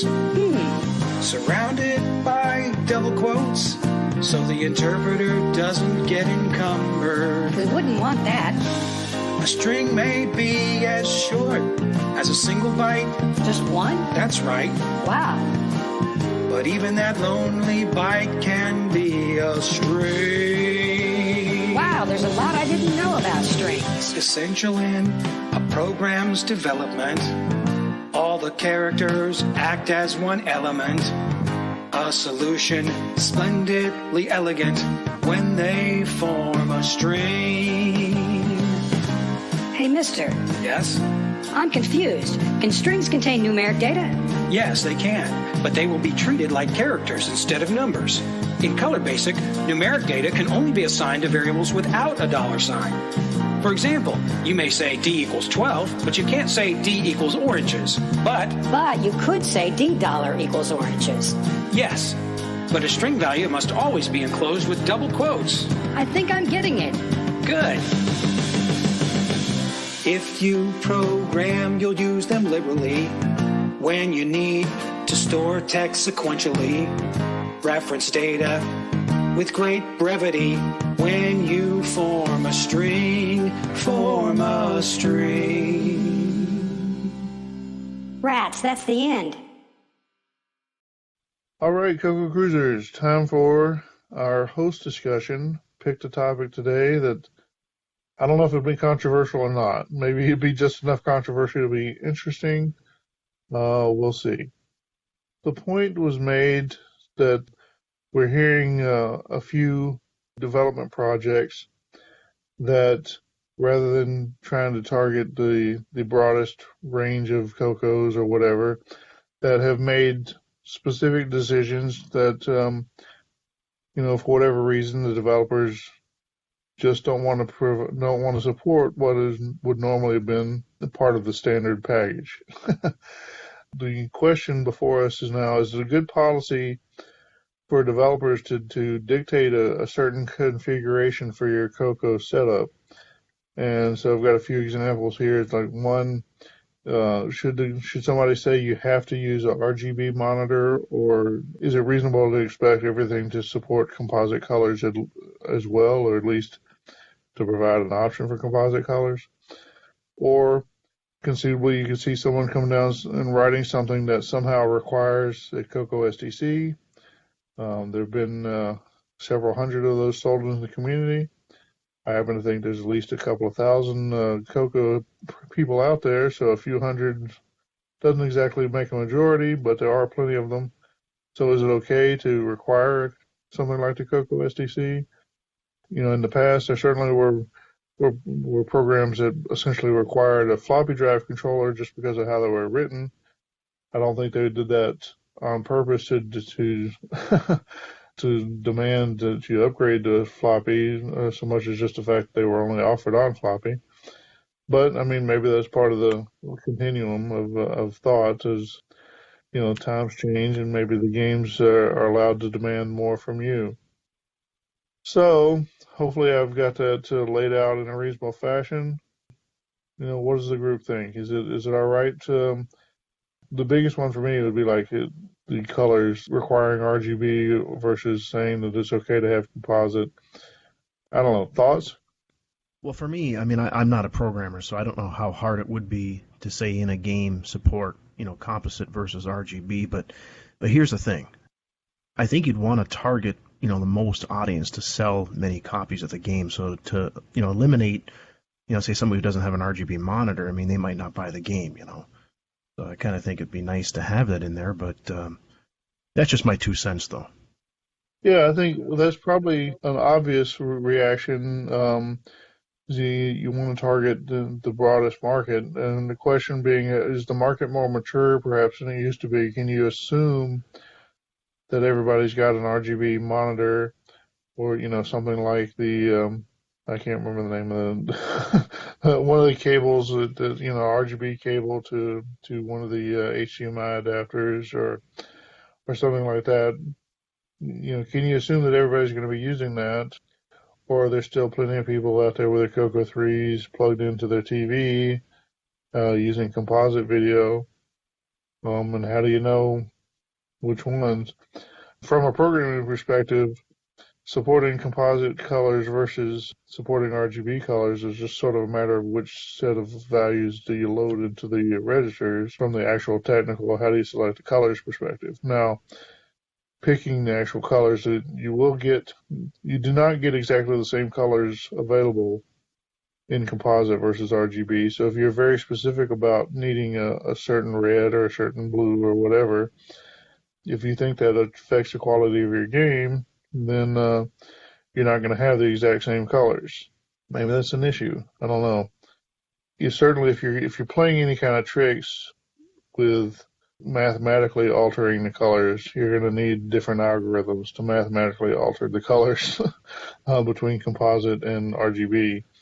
I don't know how many people are doing things like that. It might be useful, say, in an explosion routine or something like that. I don't know. I think the programmer effort for supporting composite versus RGB is not, I wouldn't say it's negligible. It's not a huge effort, or shouldn't be in most cases. In some cases, it might be. Without seeing the code and knowing specifically, I can't really say one way or the other. Yeah, actually, I look at this from a little bit different point of view. I'm really not a developer, though I like to help people test and things like that. And I do prefer the real hardware, but I'm obviously an emulator fan, and I'm always looking at it from a point of view of how much can we get emulation to mimic with regards to the hardware that's available for the CoCo. So I tend to lead toward devices that can also be emulated, because from a debugging standpoint, when you have products like MAME, and you think about DriveWire, you can run that under an emulator, you can run that on real hardware. Your RGB and composite, you can do the same. When you start talking about real floppy controllers, there's some features of other devices like the CoCo SDC, which aren't completely emulated in anything. And in even products as great as Brendan's, CoCo VGA, when David Ladd and Curtis Boyle were doing some development within Nitrous 9, I know Boise did a lot of work to get the 64 column mode to work under Nitrous 9 level 1, and that's because he owned that hardware. Now, David and Curtis didn't have that card, and I did. I had that board, and they were able to make programming changes. So good collaboration amongst people and cooperation with that sometimes helps. But again, I'm always leaning toward, if something like that, which I don't think it's very easy, I've had some discussions with Brendan, could be emulated, I think from a development standpoint that goes a lot further. And I don't know whether or not that drives hardware sales, maybe, when you're talking game for people to buy stuff. But like I said, I look at it a little bit differently in that regard. That's an interesting point. You could compare the CoCo VGA in a sense to the Game Master cartridge, in that there's no good reason why you couldn't emulate the CoCo VGA on VCC or MAME or XROR. It mostly just hasn't been done. Maybe it's a little more complicated hardware-wise, but I don't know. Does that change things? I mean, does that throw the Game Master cartridge into this category? My argument has always been with the Game Master cartridges, since it's a ROM cartridge, if you package your code in the ROM and then put the ROM on the cartridge with the sound chip, then if your game requires the sound chip, well, you can't get the game without the sound chip anyway, so what's the big deal? But there seem to be a lot of people that have rejected that model, at least in their heads, and want the notion of having the audio chip separate from the game, in which case then you create the problem of developing the game that some people won't have the hardware, and that puts us back into this discussion here. I think in general we should exempt at least the Game Master cartridge audio hardware from this discussion, just because you're supposed to include the game with the audio hardware. But like you say, if you had a game that requires like you say, something like a certain configuration, RGB versus composite, or I'm not sure what else is comparable. Like you say, using the CoCo SDC versus using DriveWire or using a regular floppy controller. Those are kind of a similar, in my mind, types of restrictions. I think actually emulation too, John, when you talk about the GMC in particular, I mean, we know it's emulated in MAME, it's emulated in XOR, and using that as an example, in a weird way, it's kind of like a try before you buy type scenario too. I mean, developers can kind of get a head start on how that works. I mean, when you talk about Steve Bamford and things, I don't know if he's got that cartridge. I didn't think he did, or maybe he only had it for a Dragon and not a CoCo, but, certainly development can start early on that. And for developers that are trying to target or dictate certain configurations, maybe by having more things emulated like that, they can go ahead and do some of those coding samples, get it to work, even if they don't own the hardware themselves. Well, okay, so that's an interesting point. Maybe that's a valid kind of get-out-of-jail-free card for a developer to say, I don't support certain hardware simply because I don't have it, right? And I think that's a long-term kind of thing, is developers have always said, well, I don't have that hardware, so I can't support it, which is probably usually a way to beg the hardware the hardware producer to send them a freebie. That's a little bit different, at least in that case, to say I'm not going to support some hardware that not just anybody has. I think most people understand that.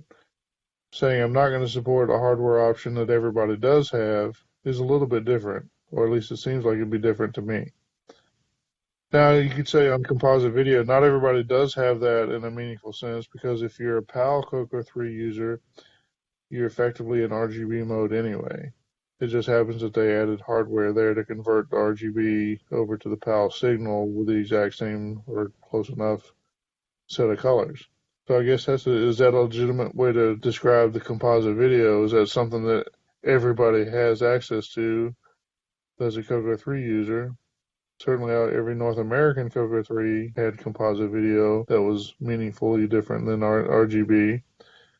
How many PAL CoCo 3s are there? I think if I wanted to buy one, I'd have a hard time finding one. Yeah, they don't show up very often. I think a lot of this comes down to, when you sit down to design something, each individual is going to come up with whatever those constraints are. And in a lot of ways, they're just kind of arbitrary, depending on what your goals are, right? If you want something to run, you're going to sit down and design that and say, oh, I want this to run on the Dragon and the CoCo 1 and 2 and 3, then that's going to kind of guide what you're doing. And I think the CoCo VGA is a great example. Does everybody have one of those? No, but it adds a whole bunch of capabilities. And for people that do have it and want to take advantage of it, I can certainly understand where somebody says, I'm going to write something that only works with the CoCo VGA. Sure. For those users. A point that I don't feel like we should have to make, but I know that we do have to make it, because some people always get upset when you start talking about what people should or shouldn't do. If you're the developer, you're certainly free to scratch your own itch and do it however you want, and you're certainly not a slave to the community. And so just because we might think you should support this or that, it doesn't mean you have to. And so if you don't want to support, let's say you don't want to support P-Mode 3. Well, then don't write something that uses P-Mode 3. And even if P-Mode 3 makes the most sense for something, if you don't want to use it, you don't have to, okay? So I'm not trying to enslave anybody. I'm not trying to say, if you have to use composite video. I'm not trying to say you have to support the standard floppy controller, or you have to support DriveWire or whatever. So we're mostly just talking about our own opinions about what's a good idea, not what has to be done, or who, you're not evil for going against us here. Right. The more I think about this, the more I think it kind of comes back to, we had a previous discussion about requiring a 6309, and I think the ultimate outcome there was essentially, if what you're writing, if you really need the capabilities of the 6309 to do whatever it is you're trying to achieve, then that's what you got to do, and so go ahead and require it. And maybe that's what we're talking about here. Like you say, if whatever you're doing can't be done with the text mode capabilities of the regular 6847, what can be done with the CoCo VGA add-on, then by all means require the CoCo VGA and do whatever you want. I mean, that's I think people would certainly accept that. Maybe there's still a question there of, okay, but what if I just don't want to support this other thing? And so, well, okay, just don't. But you may be being a pig-headed ninny-moggin by doing that, but you have the right to be a pig-headed ninny-moggin, right? Whatever that is. I have two minds on this, but I guess after listening to John's comments, I would agree. And I'm going to quote that famous song, "It's your thing. Do what you want to do." In the end, you have to make a decision as a developer what's right for you. But I'll give you a good example of someone who I think is going kind of far beyond and is a good archetype for other people who want to develop software. You take the case of Chet Simpson, who I believe is supporting the Game Master cartridge, the chip that's in Ed Snyder's sound card. He's doing a number of them, right, as I recall? Yeah. And that's certainly it's a brave thing to do. It may take more time to get your product out, but that's a great example of someone who is going to embrace all of the available sound hardware.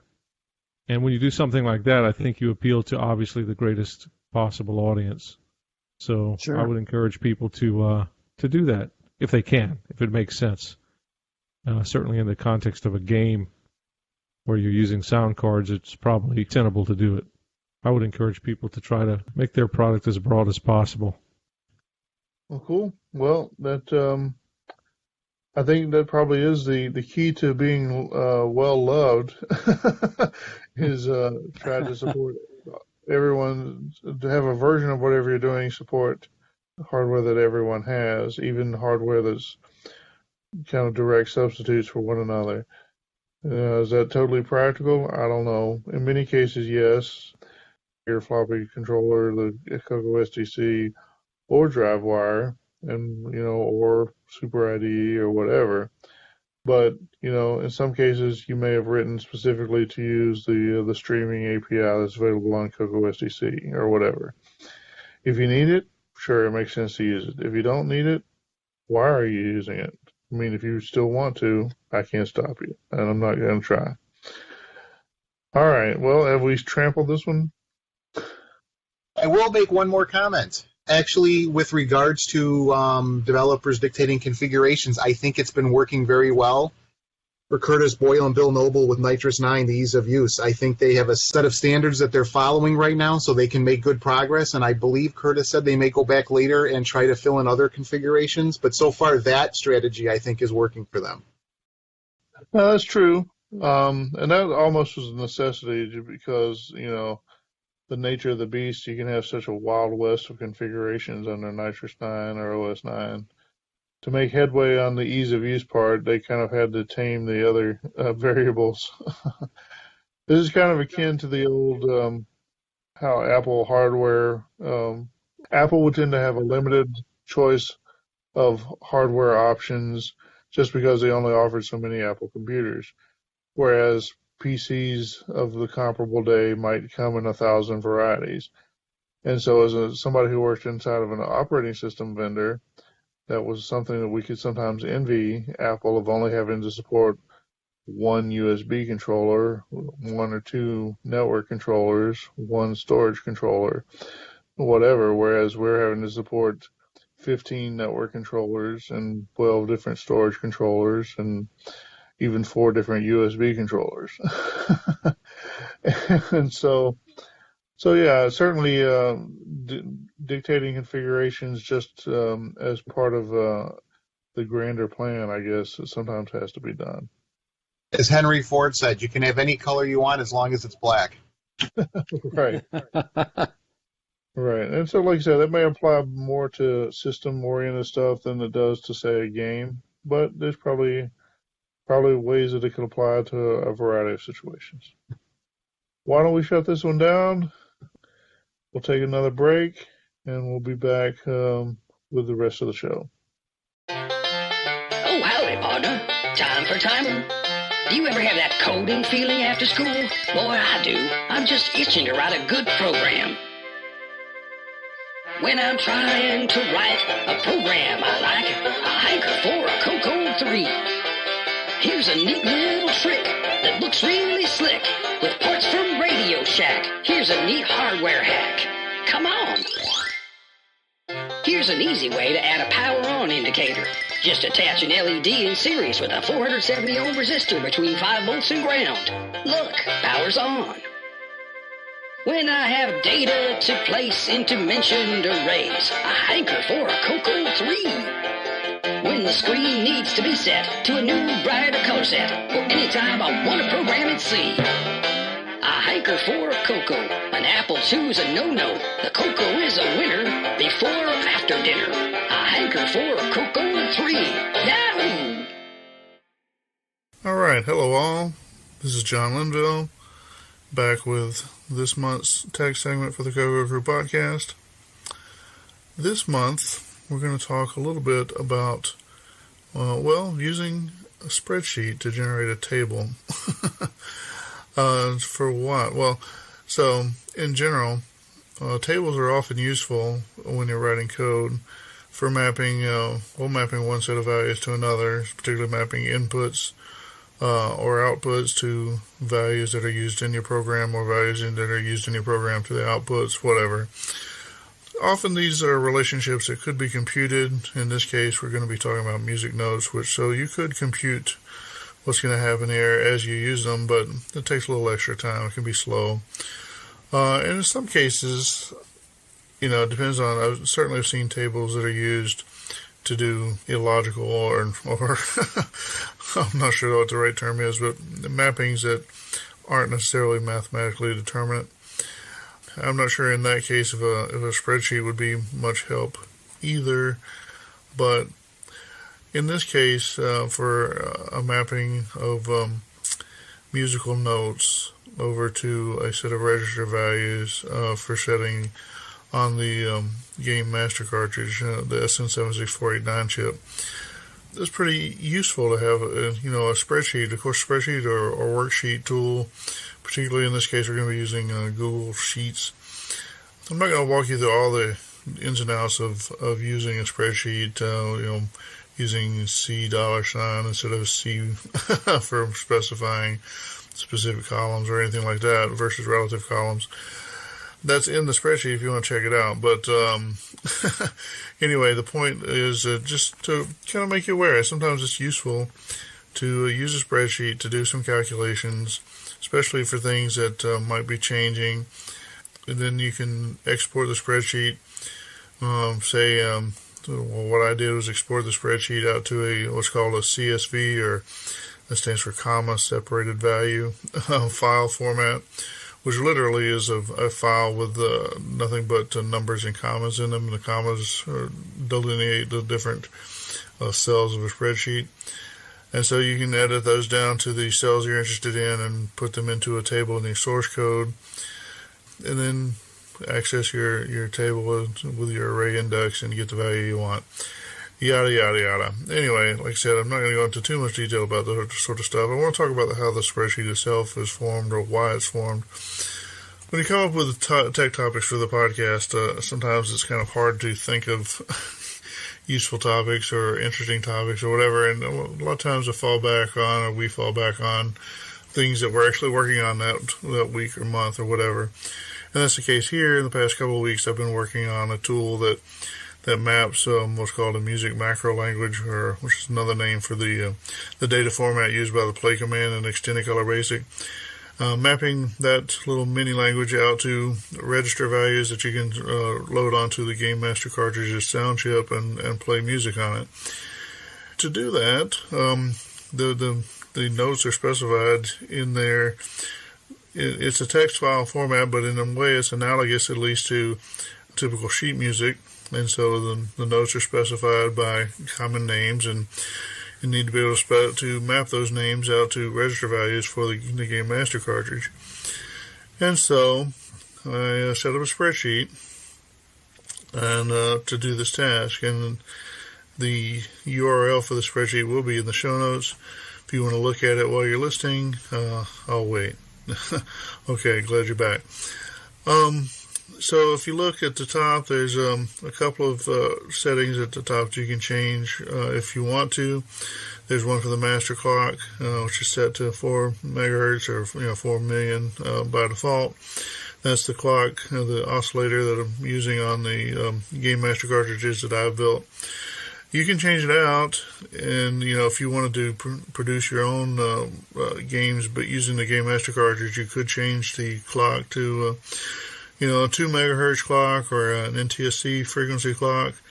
All of those are common things that are done. You could even go to a much lower clock if you wanted to, but now that you got the spreadsheet, if you want to play with that, you can look and you can see that there's trade-offs there. You don't really change the range of notes that are playable so much as you change. You might be able to go and reach some of the lower notes, but then the higher notes could become more out of tune or harder to reach. It's an engineering trade-off.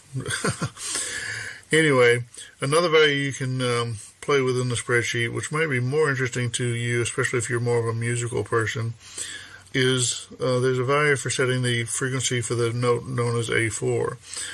And so for those who are in the know about such things will know that today, at least it's common, there's a standard for that A4 should be at 440 hertz.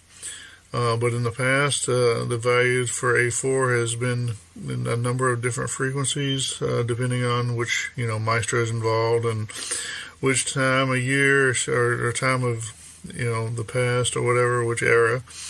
So 432, 435, different maestros had different tuning forks that were in that range, but, it's kind of a one you, literally have to play by ear.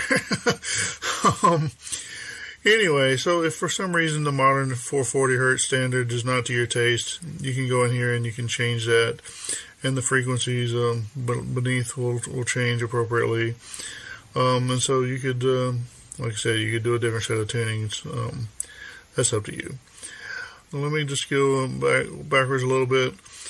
Musical notes are represented or basically just other names for certain audio frequencies. And audio frequency literally has to do with how often the air vibrates in your ear. So audio notes or musical notes are grouped into what are called octaves. Of course, the name octave implies 8. And I guess if you go by the lettered notes, A, B, C, D, E, F, G, and then C, skip to A, B, C, D, F, G, and A. Yeah, I think I'm counting that right. So, anyway, so there's 8 letters involved, but in actuality, there's 12 notes, because you have to count, B flat and E sharp or whatever. And they don't all have both flats and sharps. And that's why you see, when you look at a piano keyboard, you'll see some white notes. You'll see three white keys with 2 black keys separating them, and then another white key with no black key, and then there's another 4 keys with 3 black keys, 4 white keys with 3 white keys separating them. It's all very confusing to me. I don't know exactly what the thinking is on that one. If you've got a concise answer, feel free to send in the feedback. If you've got a long answer, you probably don't want to confuse me with it.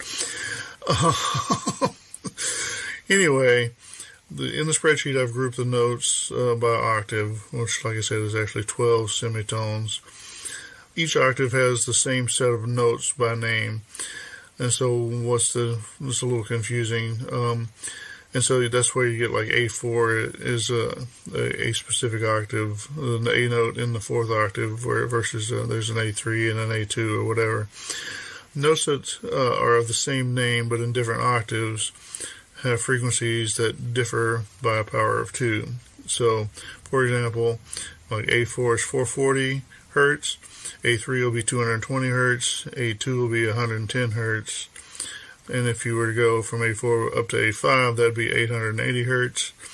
And then A6 would be 1760 hertz. I think I'm not looking at anything right now. Hopefully I'm doing the math right. Yeah, A6 is 1760 hertz. Yeah. So anyway, so that's kind of interesting to know. So each octave is a power 2 in the frequency difference. So what does that imply? Well, it implies the notes within the octave. There's 12 notes within the octave. And so as you go through all those 12 notes, you expect to reach a power of 2 at the end. So the difference in frequency between neighboring notes, is known as a semitone, is actually it's the value of the magnitude, or the multiplier, is a 12th root of 2.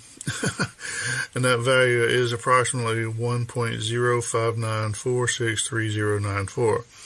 And so if you get out your calculator and you multiply 1.059463094 times itself, so so there's 2, and you do another one to 3, 4, 5. So by the time you get to 12, then the value that will have accumulated will be pretty close to 2. So if you look in the spreadsheet, you'll see that I've blocked them out here. I've got the different octaves represented. I've only marked the A's and the C's, mostly for convenience. But, each semitone, each one in between is a semitone, and so, you'd have to go through and, you have to be familiar with it. Wherever there's a black key or on the keyboard, there'd be, it'd be a sharp or a flat.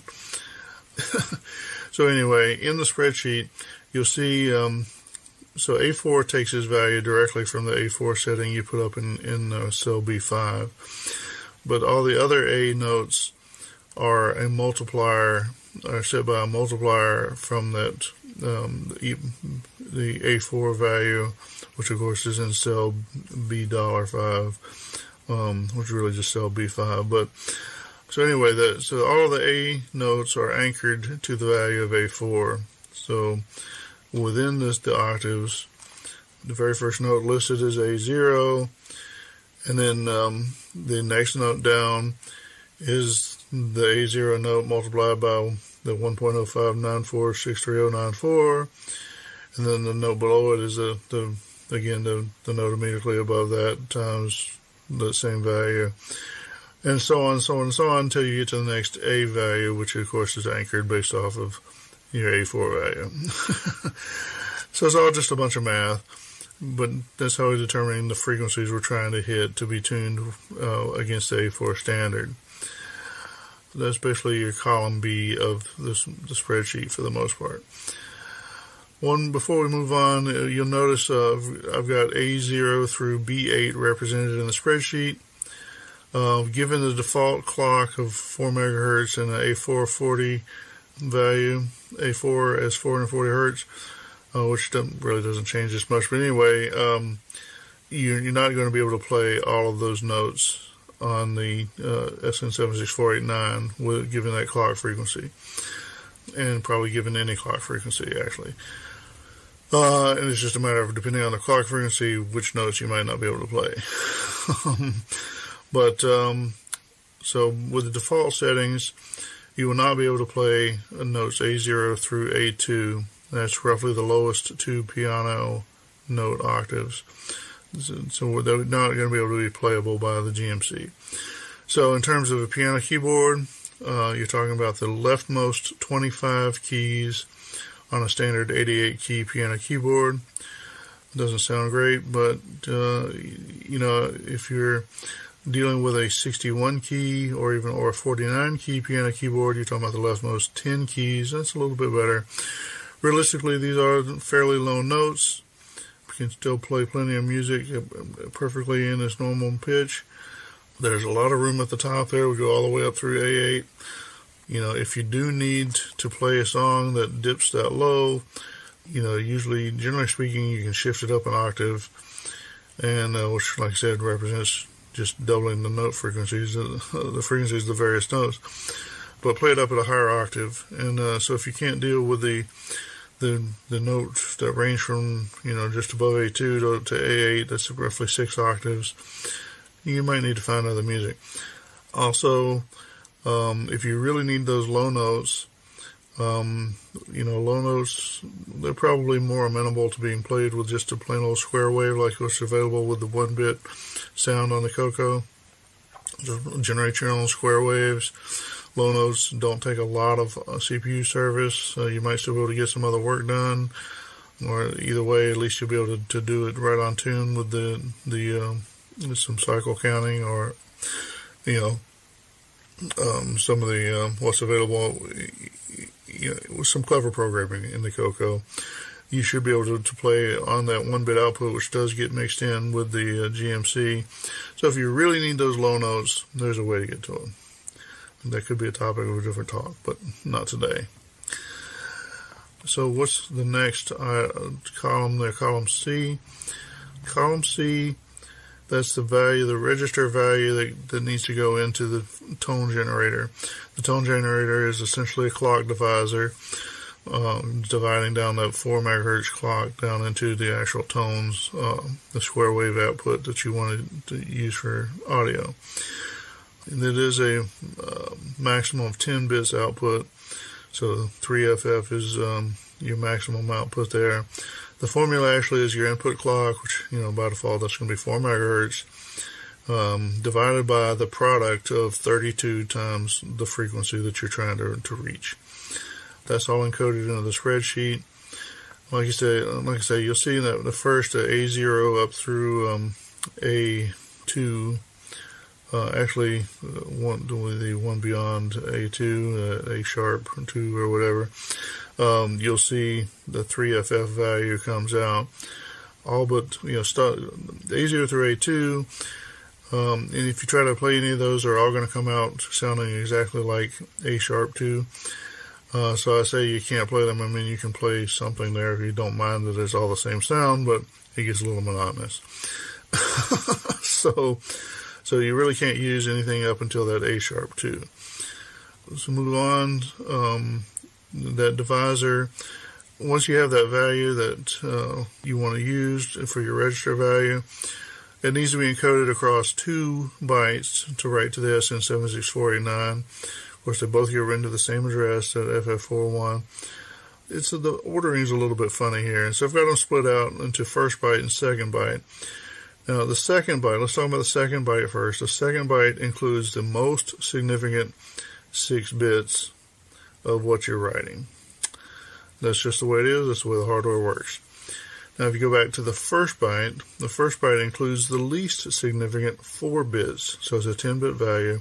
You pick up the least significant 4 bits, and that's going to be the right nibble of that first byte. Now, the first byte, before you actually write it, it needs channel information added to it. So typically, like a channel 0, you're going to add on the topmost bit needs to be set for setting the tone generator, and then the next 2 bits need to be 0 for channel 0, and then the next bit needs to be 0 for setting a tone register. And so basically you're going to OR on an 80 plus whatever is in that first byte. Now if you're going to do it for the channel 1, it becomes A0, and then channel 2 it becomes C0. That's for your convenience when you're building your tables or whatever. You're going to want those hex values, and you're going to want them separated between first and second, so you don't have to do that bit shifting or whatever when you're actually going to write them. I mean, if you're going to build a table, you might as well build a table that's got the data formatted the way you need it.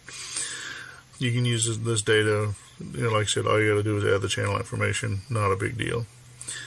Like I said, I've got them separated out, called first and second bytes, representing the order that you will actually write them to the 76489. So write the first byte first and second byte second. Now there's a little special case. If you don't need to change the frequency much from the last frequency setting on that tone generator, you can write the first byte without writing a second byte. And so if the value doesn't change, or change enough that the uppermost, the most significant 6 bits, if those stay the same, you only need to change the least significant 4 bits. Then you can write just that first byte, so the first byte becomes the only byte you write at that place. And so you can change it just a little bit, and that can be used for kind of a slide whistle style of effect, so kind of a sound. So anyway, that pretty much covers the spreadsheet. It's available. You can look at it. You can play with the values. You can use the values. You can export the values using Google Sheets to a comma separated value or a CSV file, and take those values and put them into your code. So let's just recap. And I've got this tool that's available for using, for programming the SN76489 for standard, Western style music notes. If you need to change the master clock because you're using different hardware, well, maybe you're going to program an SN76489 on a different device, or you have a Game Master cartridge and you want to plug in a different oscillator for whatever reason, then you can change that. And like I say, if you don't like the 440 hertz A4 standard, you can change it to 432 or 435 or whatever makes your ear comfortable, and re-export your data from there. And again, the URL for the worksheet will be in the show notes. I hope that's been helpful or interesting. I really hope to see somebody start producing some games for the SN76489 on the Game Master cartridge. Like I said, there's been a lot of huffing and puffing over the past few years about people wanting to write games that have music chips. They're all here. We've got the tools available. We've got the hardware available. It's time to put up or shut up. So here you go. If you get out there, write some music for your Game Master cartridge, which of course is accessible through not only with real hardware but also through all the major emulators, Xroar, MAME, even VCC. There's really no excuse. It's just the lack of the programmer's will to do it. So if you're a willful programmer and want to add some music to your games, here I'm trying to help.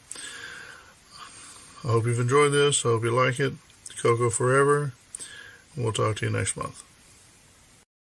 Fred. Yeah? Remember when I wanted to run the business on a color computer? Yeah. And you said it was too hard to move back and forth through all those different programs. Yeah. And you said all the software would cost $1,000. Yeah. Well, you want to hear something? No. VIP Library integrates all the applications we need, and guess who sells it? Tiny Tim. No, SD Enterprises. Swell. All 6 VIP applications are combined onto one disk. VIP Database, VIP Writer, VIP Spell, VIP Calc, Terminal, and Disk Zap. So we can do mail merge, finances, correspondence, all with VIP Library. Yeah? Yeah, and it's not $1,000. It's just $169.95. Wonderful. Finally, we'll have time to go see a movie. No.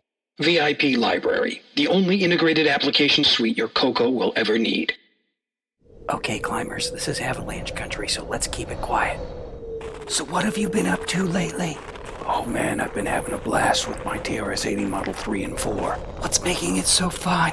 I've added the M3 SE from Bartlett Labs. What's that? It's the Model 3 System Expander. It gives you solid-state hard drives on compact flash, Ethernet, a real-time clock, and you can connect an SVGA monitor. That's incredible! Shh. Sorry. It also has an Atari 2600 compatible joystick port. You can play games like never before. Wow! Shh. Sorry. It works with the Model 3, 4, 4D, and 4P. The 4P can even automatically boot from a hard drive image. Where can I get one?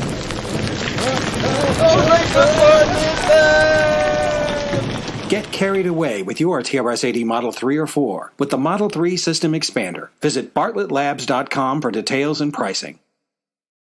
All right, CoCo Cruisers, we've got a little treat for you. We're doing an interview this time with Mr. Chet Simpson, who a name is more familiar to some of us who've been around the CoCo community a little longer, and what may have been almost unknown to some of the new folks until fairly recently. So, Chet, welcome to the program. Why don't we just start? Could you maybe give us a little background about yourself and how you got started with the CoCo, and we'll just go from there.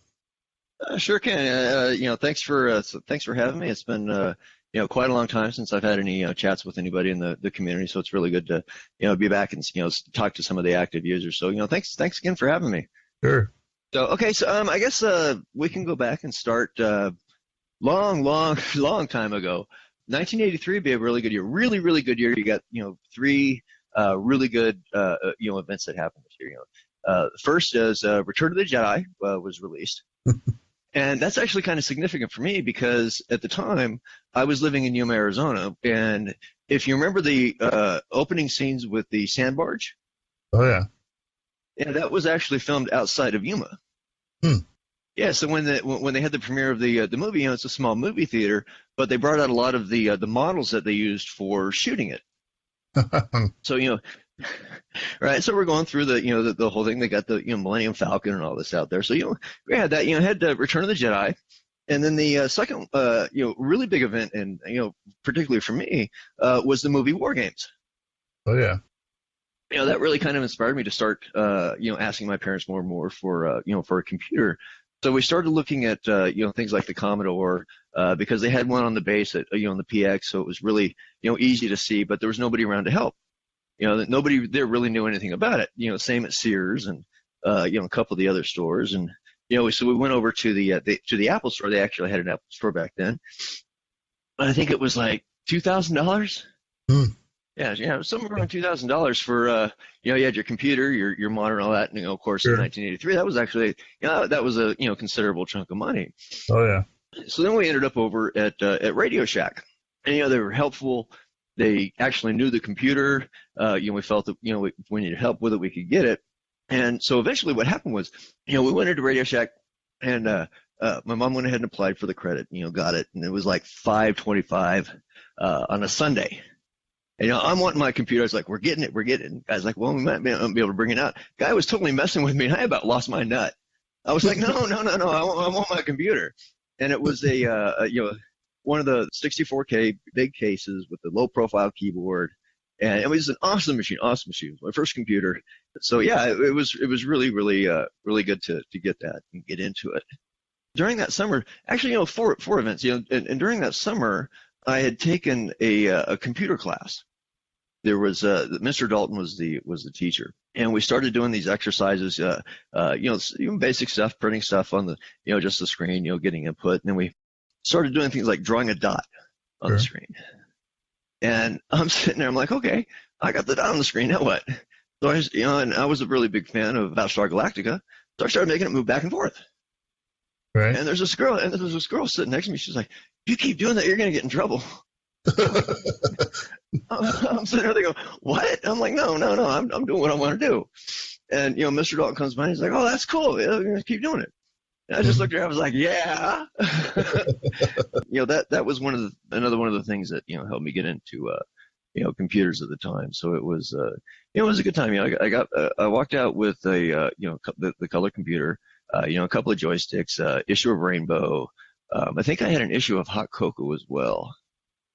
And then, a couple of games. One was Canyon Climber on cassette, and the other was Zaxxon on. Zaxxon was on cassette, and then Canyon Climber was it was a ROM pack. And I played the hell out of both of those games. It was actually a really neat little machine. So, I started trying to make little games, and ran into a kid around the corner named Jamie. And he had a color computer as well. So we started, programming little things, and eventually started doing a racing game. And it was in BASIC, and it had 25 different screens, and it would draw each one when you went into the level. Some of them just drew random stuff back and forth. Some of them were straight. They had little things in there, and I just used like a P set to draw the little car, and then I used whatever it was to read the pixel off the screen. I forget what it is to see if it was a different color, to see if there was collision or whatever. And we spent all summer doing that. He did some of the levels, I did some of them. I did a lot of the game stuff, and by the end of the summer of '84, we had an actual little game playing. Some of the kids in the neighborhood were playing it, and so that kind of got me started on doing game development. Really getting into making the computer do what I wanted to. So it was a good time. Unfortunately, we ended up moving later that year in '84.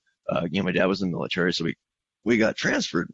We went from there to Millington, Tennessee. It was a guy next door to me, Chris. He was big into computers too. He just didn't have one.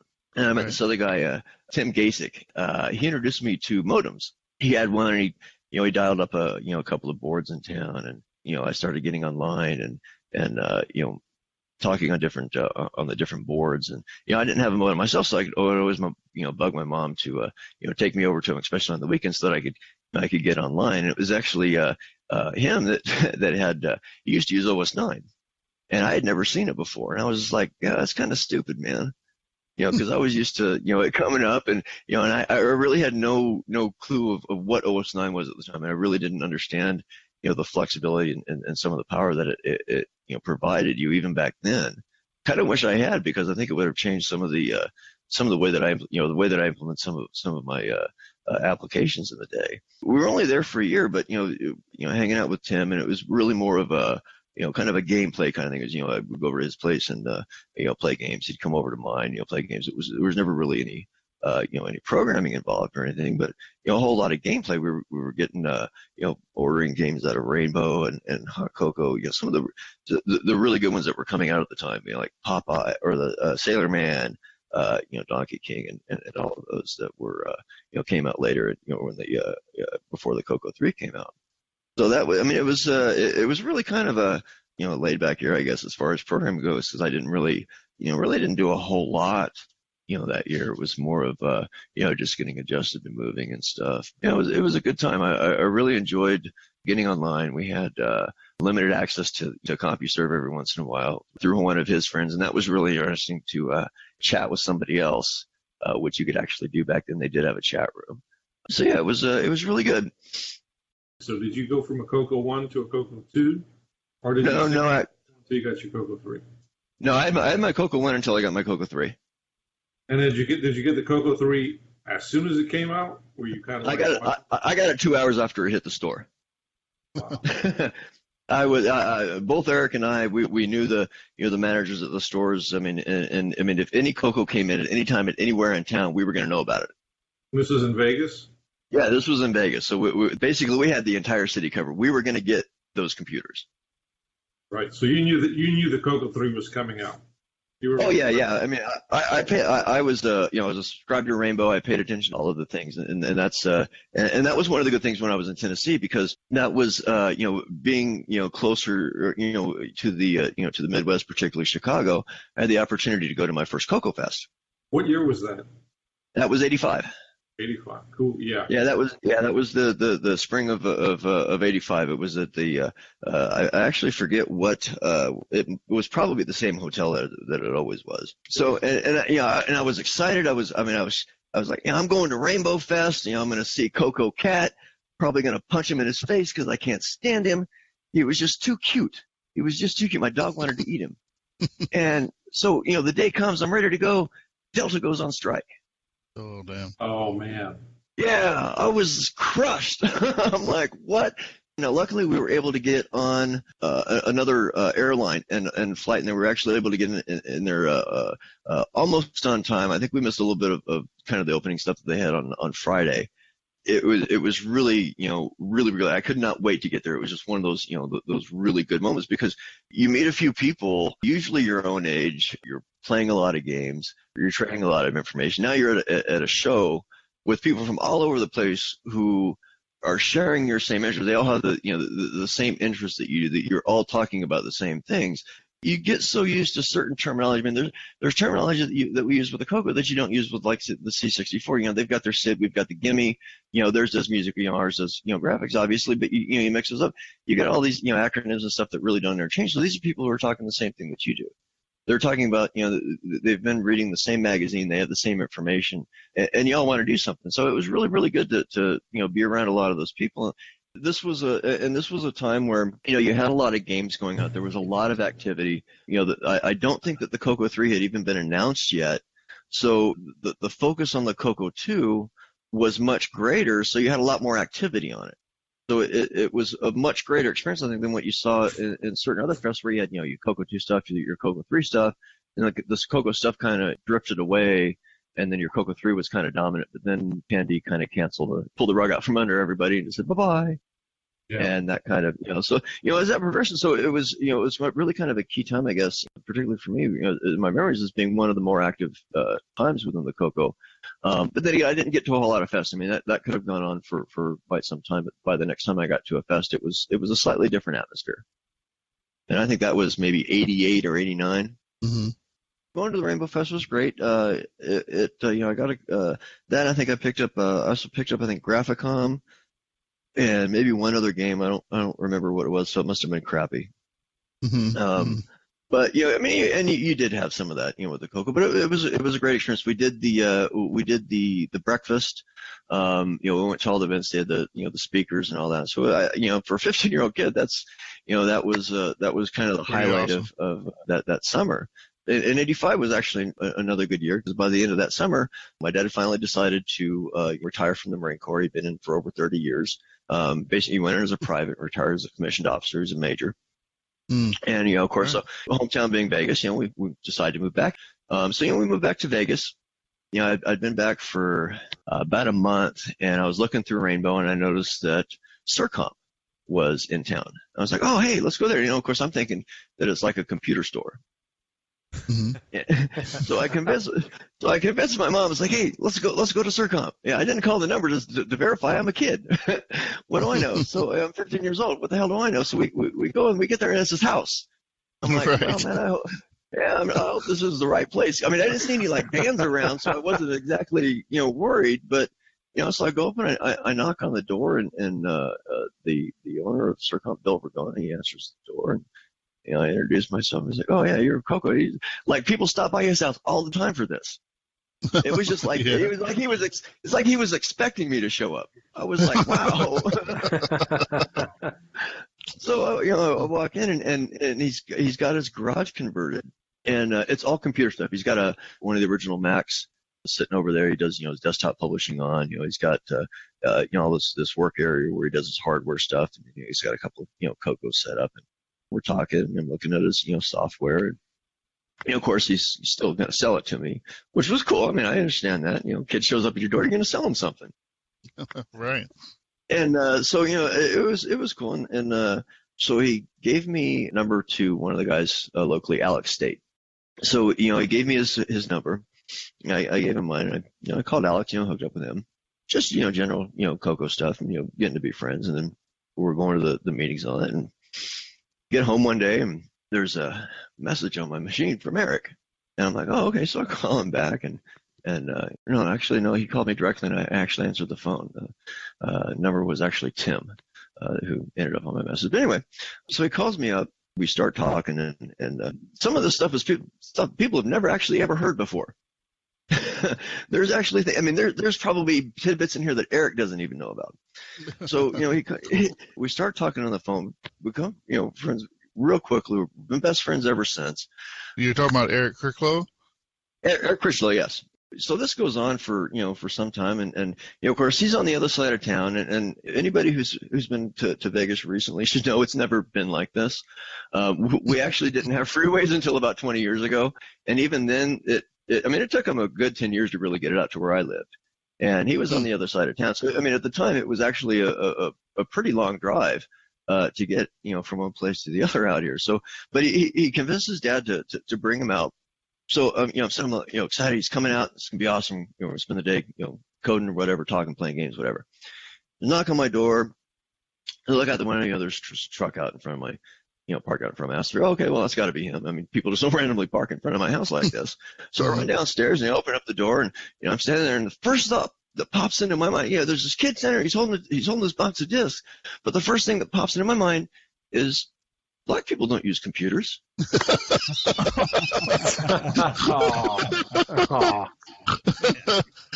that's funny. And, I'm like, okay, wait a minute here. Okay, so, I invite him in, and I'm like, because I wasn't expecting it.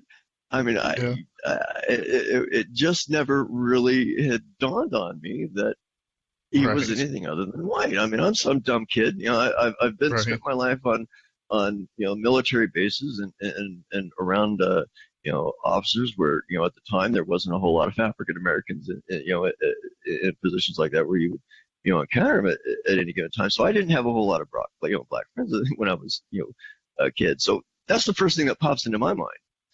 And we've been best friends ever since. That's funny. When Eric and I got together, there was a lot of collaboration. There was a lot of talk of different ideas. He was, he started out with doing basic. At the time, I'd been moving over to a lot more assembly language. And so, and he'd been looking at other things. And so when the CoCo 3 was announced, it was really exciting. You had, all of these extra capabilities, and, they were, some of the details were slowly coming out, that there was going to be, a lot more things. So, and, so the transition between the CoCo 1 and the CoCo 2 really wasn't all that much. I mean, it was just a smaller machine. Mm-hmm. But going to the CoCo 3 was a lot different. I mean, you had just so much more, options. So, and at the time, I don't think either one of us were really, interested in OS 9 per se, because we didn't really have any exposure to it outside what we may have seen in Rainbow. Closer to the CoCo 3, started getting to release and more information came out. We started looking at OS 9, and you could tell that he was getting interested, and and eventually did. He started on that, and of course I went into strictly assembly language, doing just everything on from RS-DOS, or just dumping out of everything out of memory. But there was a lot of collaboration, and then I guess it was about a year later, Mike Holland kind of came into the picture, and Eric and I had been working on stuff, and nothing real serious. Mostly I think a lot of it was just learning experiences at the time. But we'd been trying out a lot of different things on different stuff. He'd been doing basic. I'd done some assembly language for some bulletin board systems, for their connectivity and keeping that secure in case it ever broke out into basic, playing around with stuff like that, slowly building up. And then when Mike came in, we actually started looking at, what applications, what actual programs can we, create and put out there. And Eric and Mike had been, OS 9. Mike, I think, eventually went to OS 9000 or OS 9 68K first, and then Eric followed. But, I'd always been, strictly RS-DOS until probably the last year, maybe year and a half of my involvement in that era of the CoCo. But even then, it was not much development on it. So we started looking at different options. So we got into the Color Computer 3. It's got all of these options. Well, now what do we do with it? We've been working on CoCo 2 stuff. The somewhat primitive graphics compared to the CoCo 3. So there was a lot of things that had to be done differently. And when you're just working with like a local user group, and that's where you're pretty much limited for information. It's that, the library, a couple of books. So getting, without having that direction of anybody around, it was, some things were a little bit more difficult than they probably could have been if, there might have been somebody else around. So we got off to a little bit of a slow start on certain things, but once we got our momentum, Eric started working on some OS 9 programs. I did some things like Mac Play. I did Image Master, Game Board Editor, Studio 29, Blocks, Digger, throughout the following years doing that. I mean, there was several versions of Image Master and a couple of versions of Studio 29, all graphics oriented. And it took a lot of time, throughout that to get more familiar with more optimal, and not necessarily optimal, more effective ways to do some of the stuff that we wanted to do. Because, once you want to do something great. You want to do something that's it's got flash. It makes people want to wet themselves and be happy about it. But when you start pushing it that way, you got to really start getting clever. So you have to kind of take a step back and think about how you kind of approach things. And it became really challenging and to do some of the stuff. And I think that was really kind of the draw to it, is that, you have this problem that, hey, I want to do this. How do I do it? You've got to solve that particular problem. It's not you against the machine. The machine's your friend. The machine's helping you kick this thing's ass. Right. But you've got this problem to solve it. And I think that was really one of the things that I took away from War Games, although I didn't realize it until much later. And in fact, I didn't really realize it until after I started doing things professionally. There's a scene early on. He's at his war dialer going. He finds the number to NORAD, to the Whopper. Doesn't have any clue what it is, so he takes it. The geeks at the college, and Lightman was broader character. But you got the two guys, and so he asked the one guy, "What is it?" The guy's got a little bit of a belly, and if you don't know, he actually ended up going on to play Nero Wolf, as well as a character in Stargate SG-1. I think maybe one episode. So anyway, he has it, and he's like, "Well, where do I start?" Has no idea what this is. Has no idea where he's going with it. Doesn't know anywhere to start. He's got one clue: Falcon's Maze at the very top. That's where he has to start. Mm-hmm. So he starts at that, and it's not that he's just throwing whatever he can at it. They go into this montage of him going to the library, looking through microfilm. He's actually researching this guy. He's researching the problem. He's trying to figure out what it is. And now he goes through all of this. He's done through all of this research, and he gets to the very end, and it's as simple as the guy's kid's name. Right. I mean, it's a really, really good example of Occam's razor. The simplest, answer is usually the right one. Okay, well, it's right in your face. Mm-hmm. It's something that's dear to him. It's and you think about those things when you understand, security issues, which I didn't really think about until, later on, why that might be obvious to somebody who was really interested in getting somebody's password. So it was a really good experience to throughout that entire time of learning and seeing things, and then having stuff that I experienced early on, stuff that I had experienced even before I actually got my computer, having an impact on that, and saying, oh, hey, I'm still learning. I might have known it actually a lot earlier if I'd have been paying attention to it, if I'd really been focusing on it at the time. If I'd learned to focus early on, if it wasn't some schizoid kid just wanting to make a computer do whatever I wanted it to, I might have actually paid attention to it. Right. So, and that was it was a good time. So we did a lot of things, and then Eric went on to do some of his stuff, and at that time he went off to college. We were doing our own thing, so the computer wasn't as active. The community was certainly shrinking at the time. So at that point, I kind of backed off. So it was a good time. So at some point you ended up at Microware? Although it was a short time, I actually really enjoyed it. It was in '86 when we got the Color Computer 3. Microware obviously became a little bit more visible, because of their their involvement with the ROM as well as OS 9, and seeing the work our Eric and mine's goal, we were going to work at Microware. And of course, and I can't say that within this time I didn't make some mistakes. So we're going to go through some of them because they were really big, and they lead me to Microware. So the first mistake was probably getting married. But the second one would have been moving to Ohio because I got married. So yeah, I mean, those two are really kind of connected. But so I'd been in Ohio for a couple of years, and I've spent the majority of my life in either the Southwest and as well as in a few years in Hawaii, a few years in other places. So I'm not really suited for that environment. My first week there, I go to the grocery store, I pick up a bottle of tequila, I pick up a bottle of vodka, I get back to my apartment, take a shot of the vodka, and spit it right out because it's diluted. Come to find out, I can't get real liquor alcohol at a grocery store. I have to go to a state-run liquor store, which closes at like 4:30 or 5 o'clock. Not really a whole convenience. I just moved from a place where I can get a shot any day of the week at any time. So this was culture shock for me. So I'm like, oh, okay, I really not wanting to be here, but I'm working for Procter & Gamble. I'm actually doing tech support for them, and I run into these two guys on the second floor, and I'm working in the paper divisions. And the group that I'm supporting, they were responsible for Depend. So this gives you an idea of how dedicated they are. They basically design and build this it's called a pilot plant. And it's basically a miniature version of the plant that they're designing, so they can run it through all the mechanics, make sure everything is good, before they make a real big one for, hundreds of millions of dollars. And come to find out, these guys are using OS 9 to control it. And I'm like, wow, that's actually really cool. My exposure to OS 9 up to that point had really just been with the color computer. There had been very little, interfacing to external stuff other than the items that you got with the color computer. You're just controlling nothing really outside of what you'd see on the consumer level. This was a factory, and they're using OS 9 in this. So this was my first encounter with actual real embedded system, and it was just cool. It was a really, really nice setup. So we started talking.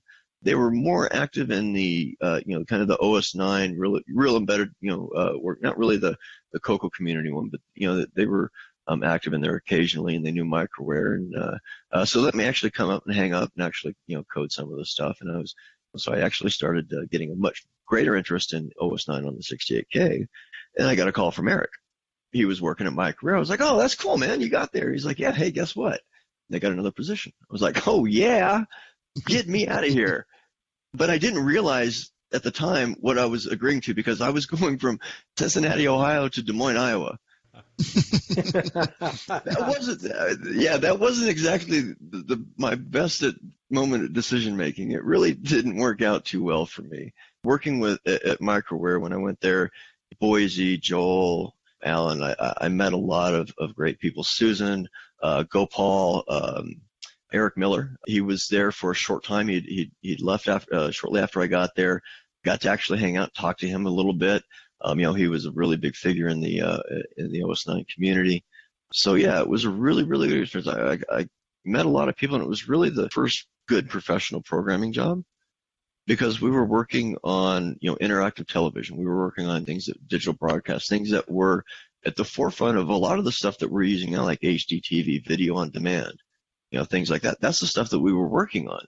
I was working on Maui David. I was doing, I'd done some drivers. I'd done some graphics work with that. The guy that worked next to me, he was doing microcode. We'd chat about that stuff all the time, because he was doing the MPEG decoder, which was all microcode. So it was a really good, I got a lot of exposure to a whole lot of things, and met a lot of really, really good people when I was there. It just wasn't the environment for me. So, I started looking for other avenues, and get in touch with Mike Holland, who was, certainly instrumental in influencing me in the day. They had some openings at Americast, which was a Disney company, actually taking the stuff that I was working on at microware and actually applying it to, actual broadcast. And it was all digital. I was like, wow, that's cool. So Eric and I, we go for this interview. We both get on the plane at the same time. And guess who else is on the plane? Gopal Maglani. And I forget what position he had at the time, but it was an executive level thing. And he's going the same place we are, well, same town we are. So it was a little awkward meeting him on the plane, but because it's kind of obvious that what we're doing. So I go out for the interview, and it's not exactly where I was planning on being. It's Los Angeles, not really fond of it, but it's closer to home. So I was like, all right, this is cool. So we're out interviewing it, and one of the guys that I interviewed with, Walt Clapper, who was the director, he was an old school hippie kind of guy. I mean, when I interviewed him, he was wearing sandals. When I interviewed with him, this is the director, and he's wearing sandals. I'm like, man, I got to work here. I've got to be here, because this is a really good opportunity. And I mean, this was beginning of '97. We go through the interview process. They call me up, they make an offer, and unfortunately they were only able to offer one of us a position. So they'd gone with me, which was really kind of a bummer, because I was hoping that Eric could come out with me. I mean, it was, working with them at Microwave was great, but they wanted somebody with the driver stuff that I was doing was more of what they, wanted, experience with. So it was unfortunate, but, we moved on. And when you were at Microware, one of the things that came up was the Terry Simmons debacle. Oh, yeah. And I think it's important to talk about that, because that kind of plays into, kind of twists into where things are today with where you're at with your project. So we had a situation where that an active user had created basically a library of what he called abandonware. And anybody who wanted a copy of it, he'd send it to him. But he also wasn't interested in seeking out authors' permissions to distribute it, or really interested in their permissions much at all. Got to say, I'm fuzzy on the details. I don't know how exactly far they went. So there was a big debate about it, which I ended up getting into the middle of, which was actually a bit entertaining. Well, at least from our side it was. Because, I mean, it was just the position on it, and what it boiled down to is, like, at that point, and even now, and I think it's probably more relevant now, The Color Computer 3 had been discontinued for quite some time. It was no longer in production. The user base was, well, I wouldn't say small, but it had dwindled noticeably. And at that time, it was probably more noticeable because, you went from a full community to what it ended up.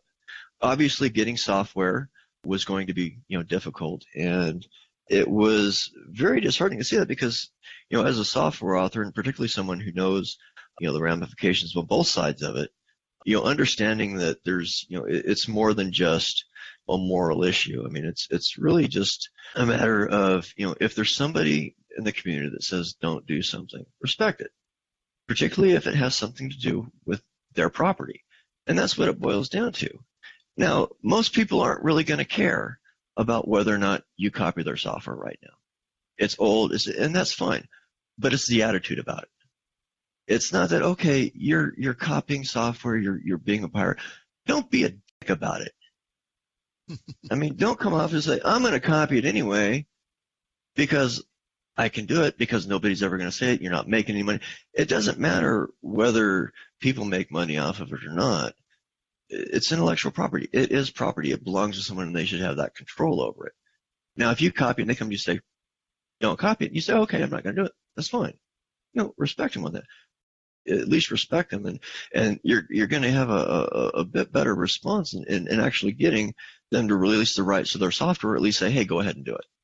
That was where Terry gave you the moniker the Saint, and the reason he called you that basically was because he was trying to point out, from his point of view, your quote-unquote hypocrisy at having cracked games before and then coming to the defense of the software authors that he was not frankly respecting, because he was offering through the club that was called Mid-Iowa and Country CoCo, he was offering a full library of discs that you could basically go to him and get copies of if you were a member of the group.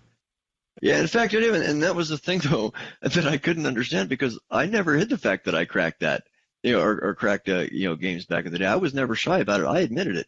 The difference is that I actually understood the difference between doing it when you're a stupid kid and don't know any better, and doing it when you're an adult and know that it's wrong. Yeah, okay, right. There's a huge difference there. And Bill Bergona found that out really quick, because he knows what it's like to have it get cracked when he starts talking off at the mouth. He found that one out really quick. And the first time it was like, hey, I cracked your program, man, because he kept on telling people that it was not crackable. I'm like, okay, that's fine. I also tell people that it wasn't reproducible. I'm like, okay, that's fine too. But I ended up cracking it one time and told them about it. Was not happy. I was like, I thought you'd be happy about this, because now you know how to not let that happen again. I remember this well because Terry was, of course, running the club, and the discussion got heated, I think, on the CoCo list and maybe even on Delphi, where Terry's Delphi name was Mr. Upgrade. Yeah, actually, that whole situation went to crap really, really quick, pretty much everywhere. I remember that. It's all available on archive as well. It's cool. Reading. Yeah. Yeah. So you got the moniker the Saint, and you've been carrying that now for over, 21, 22 years. Now, 22 years. That carried into a challenge that you and Eric had, right, with the game. Yeah, Terry was a character. He was we used to rib him quite a bit about things. I think he took some of it a little bit too seriously. Although I gotta say, the wanted poster was just genius. I give it to Eric for that. I mean, if you're gonna clown somebody, that was a good one. Yeah. Basically, you've kind of re-debuted on the scene with some posts on Facebook that some have found just a little provocative, maybe a little not safe for work, I guess is another term. It's absolutely not safe for work. Trust me now. They seem to target a specific person, shall we say. So is there a story there? Do you want to tell it? A few months ago, Eric was up here in Las Vegas visiting his family, and I went over and hooked up, visited, check out the family. And so he told me that, I mentioned a few things about the CoCo community. Of course, me, I've been out of it for a long time, so I'm chuckling a little bit. It's like, oh, wow. Did they, and I'm thinking, well, did they ever figure out the 256 color mode isn't real? Yeah. What kind of answer did you get there? Well, I mean, I don't think that he not much. I mean, he really hadn't been paying much attention to, to that kind of details. We had, we talked to, about some of the communities, and we talked about, what was going on, and that was kind of the end of it. And I went home, and, I'm sitting there thinking about it, and I'm thinking about, Steve. Like, well, let's go check him out. Like, well, no, probably a bad idea. So I'm like, okay, I don't think, well, no, I think, I mean, there's obviously, some past bad blood, and apparently some people perceive that bad blood still exists. Yeah, I get accused of the bad blood thing too. Sorry, I didn't mean to interrupt. No worries. So, and this is really going to confuse some people, I guarantee it. So I'm sitting there and I'm thinking, I'm like, well, okay, this guy's like, he's probably, just kind of reliving. He's like, well, what can I do to make his day brighter? Mm-hmm. I was thinking, that's okay. I guess, well, obviously I'm good with the 69. I could go in there and, hey, I got this idea. Want to put it together. Just start throwing some stuff out there, see if he joins in. Mm-hmm. So I signed up a while back under the name of Jerry Smythe. You might remember that name. Oh, yeah. So now, for anybody who remembers, and I'm sure that Steve does, my interactions with him were absolutely cordial. My intent there was certainly to not just be nice to the guy, but kind of lift him up a little bit. And that leads us to really what caused the really big issues, because, me coming back as Jerry Smith trying to be nice to him didn't work out. Moving on. Mm-hmm. I'm sitting there, okay, so, Eric's going to be here. I'm going to come back to the community, say hi, start posting some stuff, and, being on. So I post the demo, which I'm actually very, very fond of. Very fond of that demo for a lot of different reasons. And, it was something that I found in my archive. Whatever bad blood there was, as far as the challenge and goes, that was kind of cleared up 20 years ago. I said my piece and I moved on. So that wasn't exactly at the forefront of my mind when I posted this. I mean, I liked the demo. I did some changes to it at the very end. People may not like the song in there. Well, I don't care. I genuinely liked the demo, so I posted it. I shared it with the group. And if you look, the Bjorn demo, the Bjorn demo, yeah. Because you have to understand, when I read that original article, that quote, my favorite programmer is me, I carried that around for years. I used that quote many, many times. I like the quote. I mean, and when I first saw it, I had no idea the story behind it. I certainly do now, but it doesn't matter. If you look at the post, it starts out pretty clearly. I mean, I don't know if it was one of the admins. They start bringing this up. Like, hey, this is being malicious. You're attacking this guy. I'm like, what the f*** did I do? All I did was post a demo that I like. So at that point, might as well ride this gravy train. So now you've got Steve in this, and I'm sorry to Steve for doing that. That was actually kind of a thing. That's why I actually went back and deleted the video. But for the rest of you people out there who are going to throw that kind of at me on that post, to jump on that, I didn't respond to it at all. I'm not going to. Because the only people who are bringing that stuff, if nobody had brought that up in that post, nobody would know. Because that's not why I'm here. I wasn't even going to come back as Chet, because I just didn't want any hassle, because eventually something like this. Can you tell us what your plans are, and what can you reveal to us? What do you feel comfortable telling us about the next phase of this game? There's still some coding that needs to be done. So we've actually got some rendering stuff that needs to be completed, and with we've actually decided to expand some of the assets to so it may actually be end up being a 1 meg game. So it won't fit on a cartridge then. Well, it's going to require 1 meg, because there's certain additional memory requirements in there, but it's certainly depending on the size of the ROM, it's certainly possible that it could be compressed onto it. When you're saying 1 meg, are you meaning like 1 meg of RAM, like for Disk Extended Color Basic? Yeah. Wow, that's awesome. It's because of some of the rendering techniques, as well as some of the other requirements that I've got on the game. I can certainly make it fit in 512K. I mean, that's actually not a problem. It's just that at that point, I feel I'm going to be sacrificing game quality. I mean, there seems to be this thing. It's like, well, you have to do it in 120K, or you have to do it in 512K, or you can't use this, or you can't use that. Screw it, I'm going to do whatever I want. I'm making a game. Oh, no, that's great. Yeah. Oh, yeah. Please do make it. That's amazing. But I can give you some of the technical specs and some of the basics of the game. I mean, it's a kind of a platform / adventure. You have a collection kind of mechanism to it, which is where where you see the Amazing Race and shows like that where you have multiple stages of challenges. You have to collect a particular item, and then you have some basically mini or bonus levels where you actually have a challenge or something.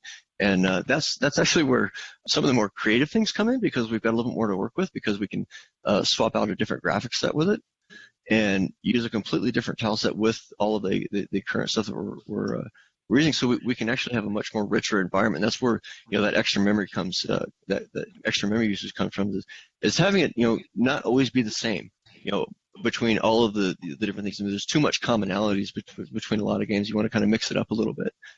So getting that rich environment is really important for us on this game. It's really nice. I've got I say yes because I've got an artist buddy of mine that I work with.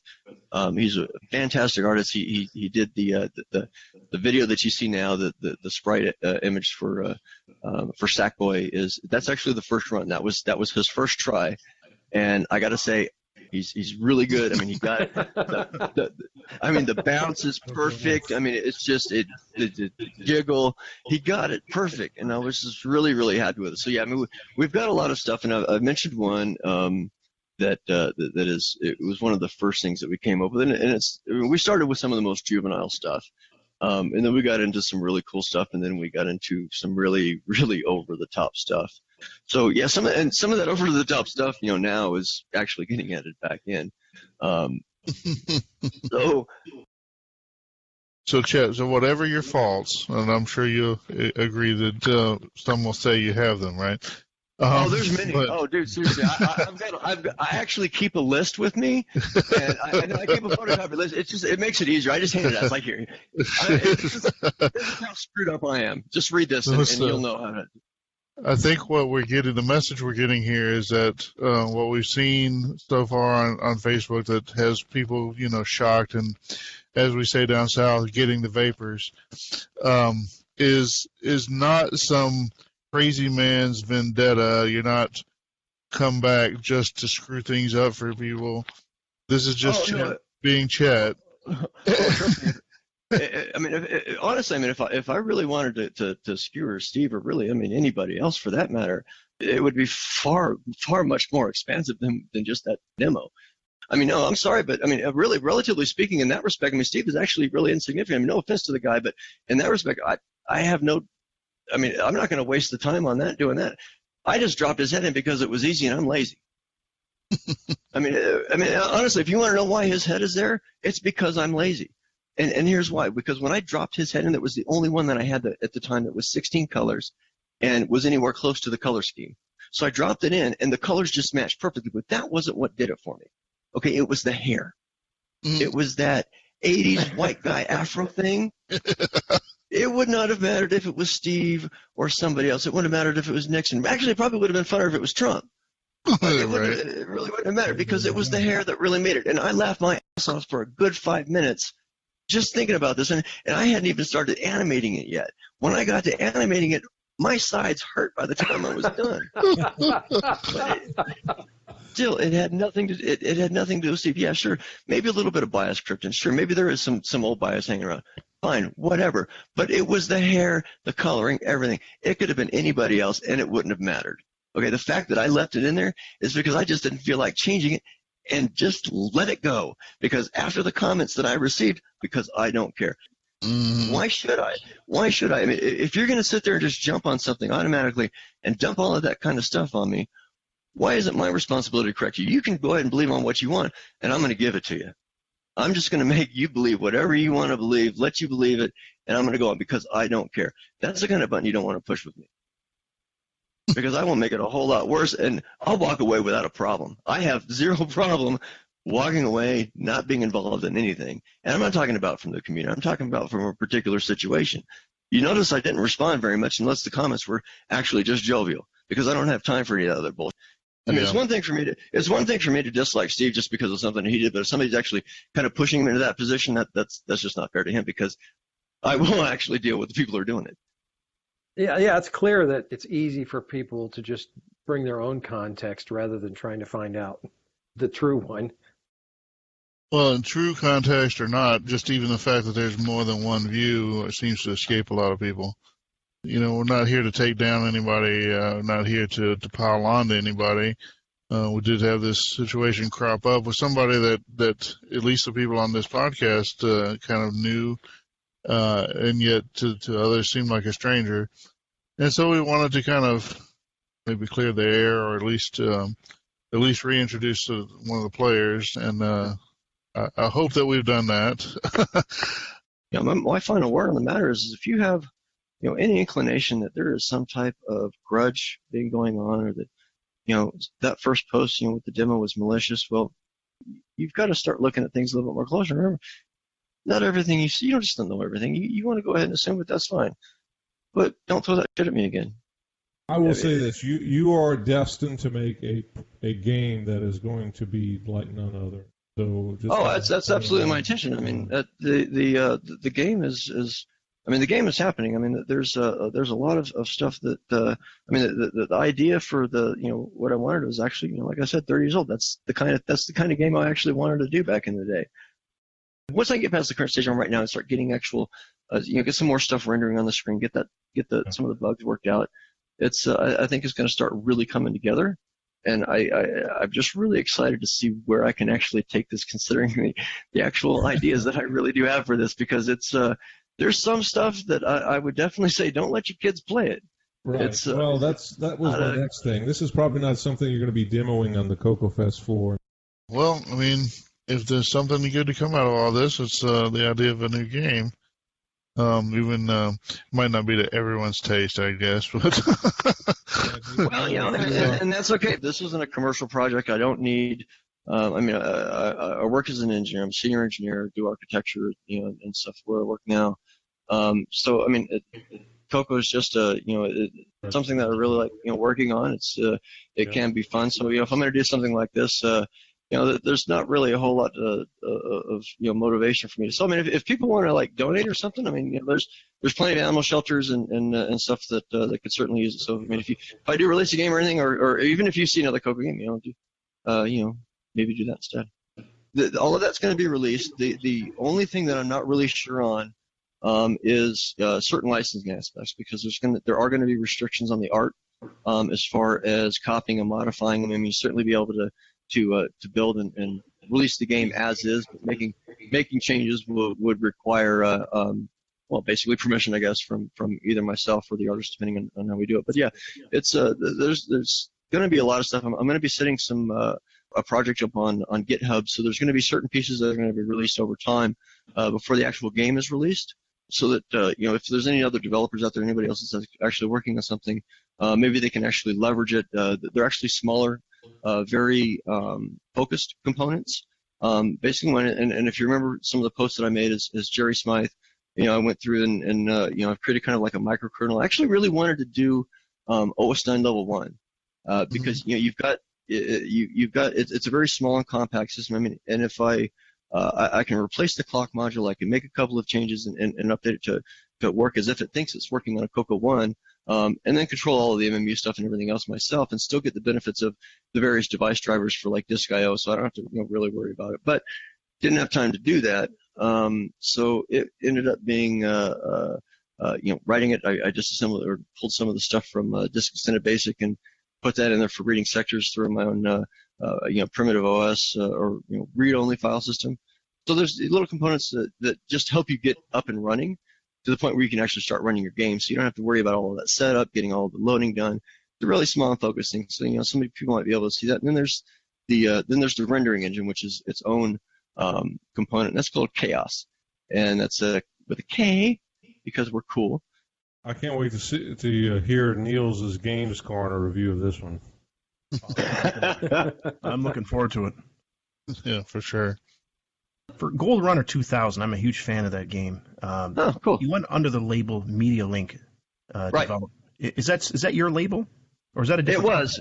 No, it was. There was early on when Mike Holland, Eric Criswell, and myself were selling software. We used the name Hypertech, And so when we kind of started going our own ways, Mike kept the Hypertech, and Eric, I forget which he did, and then I went for Media Link, and then later it was Digital Asphyxia. So you might actually. Yeah, you might actually. There's actually a copy somewhere. I mean, I know somebody, at least one person had it.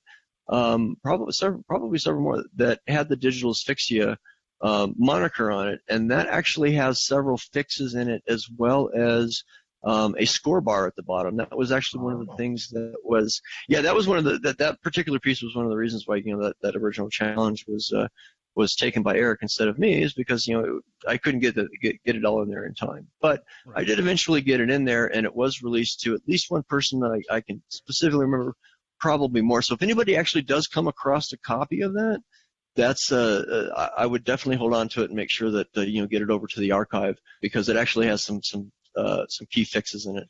And I'd like to see that, because I know that I think the one that's up there now has some glitches in some of the art, or some of the art is missing. And unfortunately, I no longer have the code for it. That's good to know. I didn't know about that other version. All right, Chet. Well, thank you for joining us and being so prolific with the information and opinion and personality. Definitely great to hear from you. I really enjoyed coming on the show, and I'll keep you guys updated on some things, and I'll send. We'll be looking forward to it with bated breath. I'm serious. Oh yeah, that's this is great. Yeah, it's going to be fun to watch it. This game definitely looks great. I mean, you're taking CoCo 3 gaming to a whole new level. I mean, with the 1 meg or 2 meg and sound options. I mean, this is awesome. Definitely looking forward to it. Thanks for having me. Yeah, definitely. Well, thanks for joining us, Chet. Yeah, thanks, Chet. Thank you. Definitely add some excitement to our catalog. Very cool. Dear Tandy Landers, we have both a TRS-80 Model 3 and Model 4, but they only have floppy disk drives, and one of them is starting to fail. I've been diagnosed with repetitive motion injuries from the hours spent swapping floppy disks back and forth. How can I end this madness and still enjoy my TRS-80? Signed, Wrecked Wrists. Dear Wrecked Wrists, the answer is simple. You need the FRED, F-R-E-H-D, the TRS-80 hard drive emulator. The FRED stores your operating system and data on an SD card. It plugs easily into your TRS-80 Model 1, 3, or 4 and emulates the Tandy TRS-80 hard disk drive. No more swapping floppies every time you want to run a different program. Create multiple hard drive partitions on an SD card. Programs that run notoriously slow on floppy-based systems will run lightning fast with the FRED hard drive emulator. For information and pricing, contact Ian Maverick via email, ianm@trs-80.com. All right, and welcome back to Neil's Corner on episode 44. That just has a nice roll to it, probably because I like repeating digits so much. Anyways, I am Neil Blanchard, and first off, I'd like to say Happy New Year to all of you. I am indeed back from my Florida hiatus in quest for warm weather. Doesn't that sound like a good title for a new CoCo video game? I'd like to give a huge thanks to Mike Rowan for filling in here while I was away. And yes, Mike, I managed not to get a sunburn. I loaded up with Water Baby's 100 proof sunblock, just to be safe. I quite enjoyed your tech segment on word processors.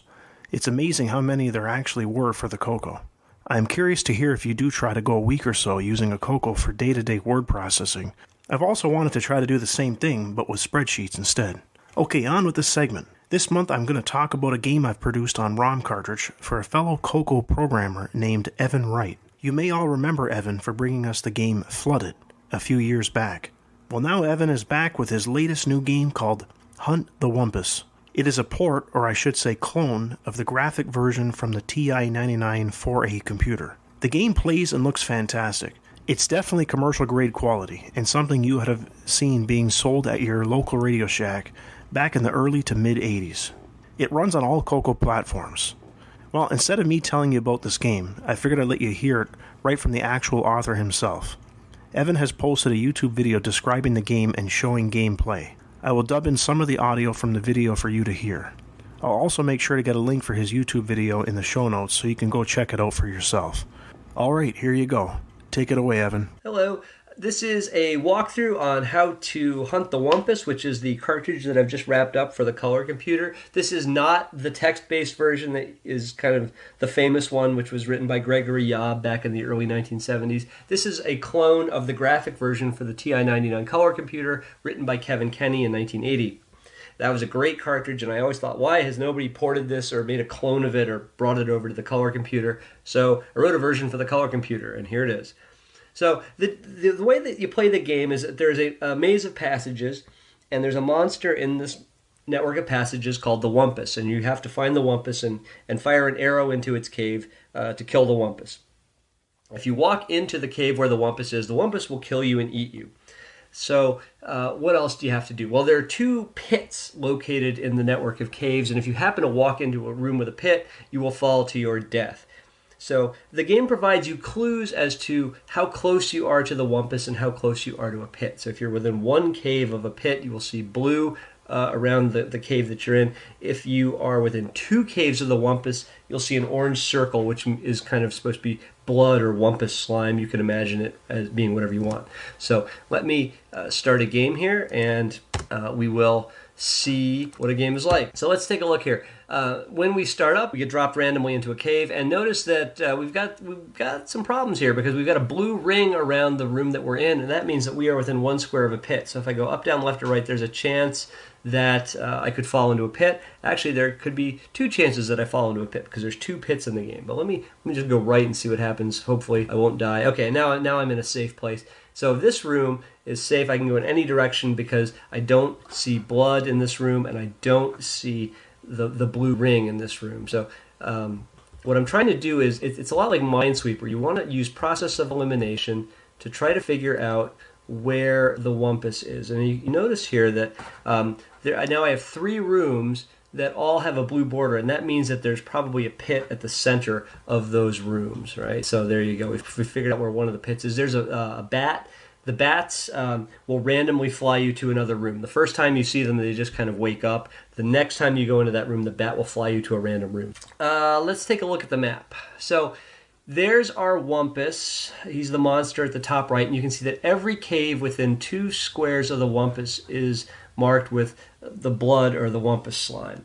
So that's how you kind of narrow down where the Wumpus is. And you can see that there are 2 pits. Those are the black circles. Every cave adjacent to a pit has a blue ring around it. And there's also 2 bats. So there you go. You have to use process of elimination to figure out where the Wumpus is. And it's important to note that if you fire into a tunnel, the arrow will fly down the tunnel until it reaches the room at the end. So you don't have to be immediately adjacent to the Wumpus to kill the Wumpus. You could fire from several rooms away, and as long as you're firing into a passage, the arrow will follow the passage to the cave at the end. And the game tracks how many times you've won and been eaten and fallen into a pit. The animation always shows the arrow flying from left to right, so if you happen to fire up, down, or to the left, don't worry that the arrow is drawn flying in the wrong direction. So there you go. There's the game. There's a network of passages. There's a Wumpus somewhere in there. If you're within 2 caves of the Wumpus, you see slime. There are 2 pits. If you're within 1 square of a pit, you'll see a blue ring around the room that you're in. If you happen to walk into a room with a pit, you fall to your death. If you walk into a room with the Wumpus, you are immediately eaten. So there you go. That's how you play it. It's a lot like Minesweeper. You use arrow keys to move, F to toggle firing on and off, and there you go. It's a lot of fun. My son helped me. I think we played 70-something games, beta testing it. We couldn't find any bugs, and he liked it a lot. I've tested it out on my students, and they like it a lot. So hopefully you'll like it too. And big thanks to Neil for manufacturing these cartridges and getting them out there. I'm really excited about this one. So I don't know. There you go. Hope you enjoy it, and happy 2019. Well, I hope you enjoyed that audio clip. Go check out the video for yourself if you are interested. This is a brand new game for your CoCo. It was coded in 2018 and now being published by myself on ROM cartridge as of the start of this year. They'll be available to purchase at CoCo Fest, and if for some strange reason you're not attending CoCo Fest this year, you can email me here at neil@cococrew.org and I can mail one out to you. Well, that's all for this segment. Until next month, happy CoCo gaming and retro forever. Who can answer all your questions? Tandy can. Well, we have reached the end of episode 44.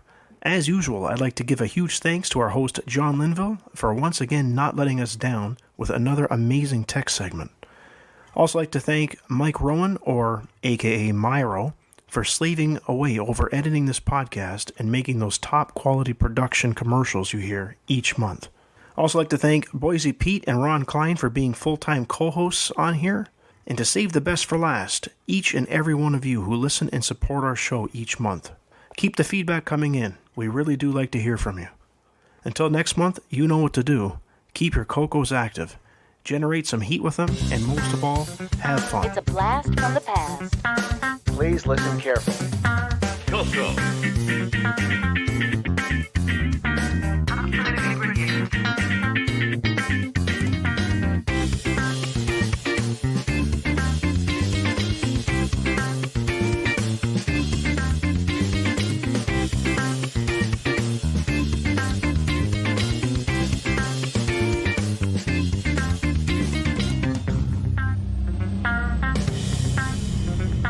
CoCo. CoCo. CoCo.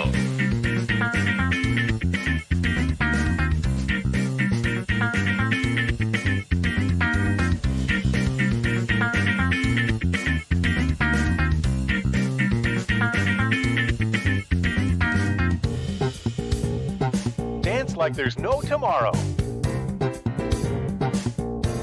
What is this crazy rock and roll music anyway?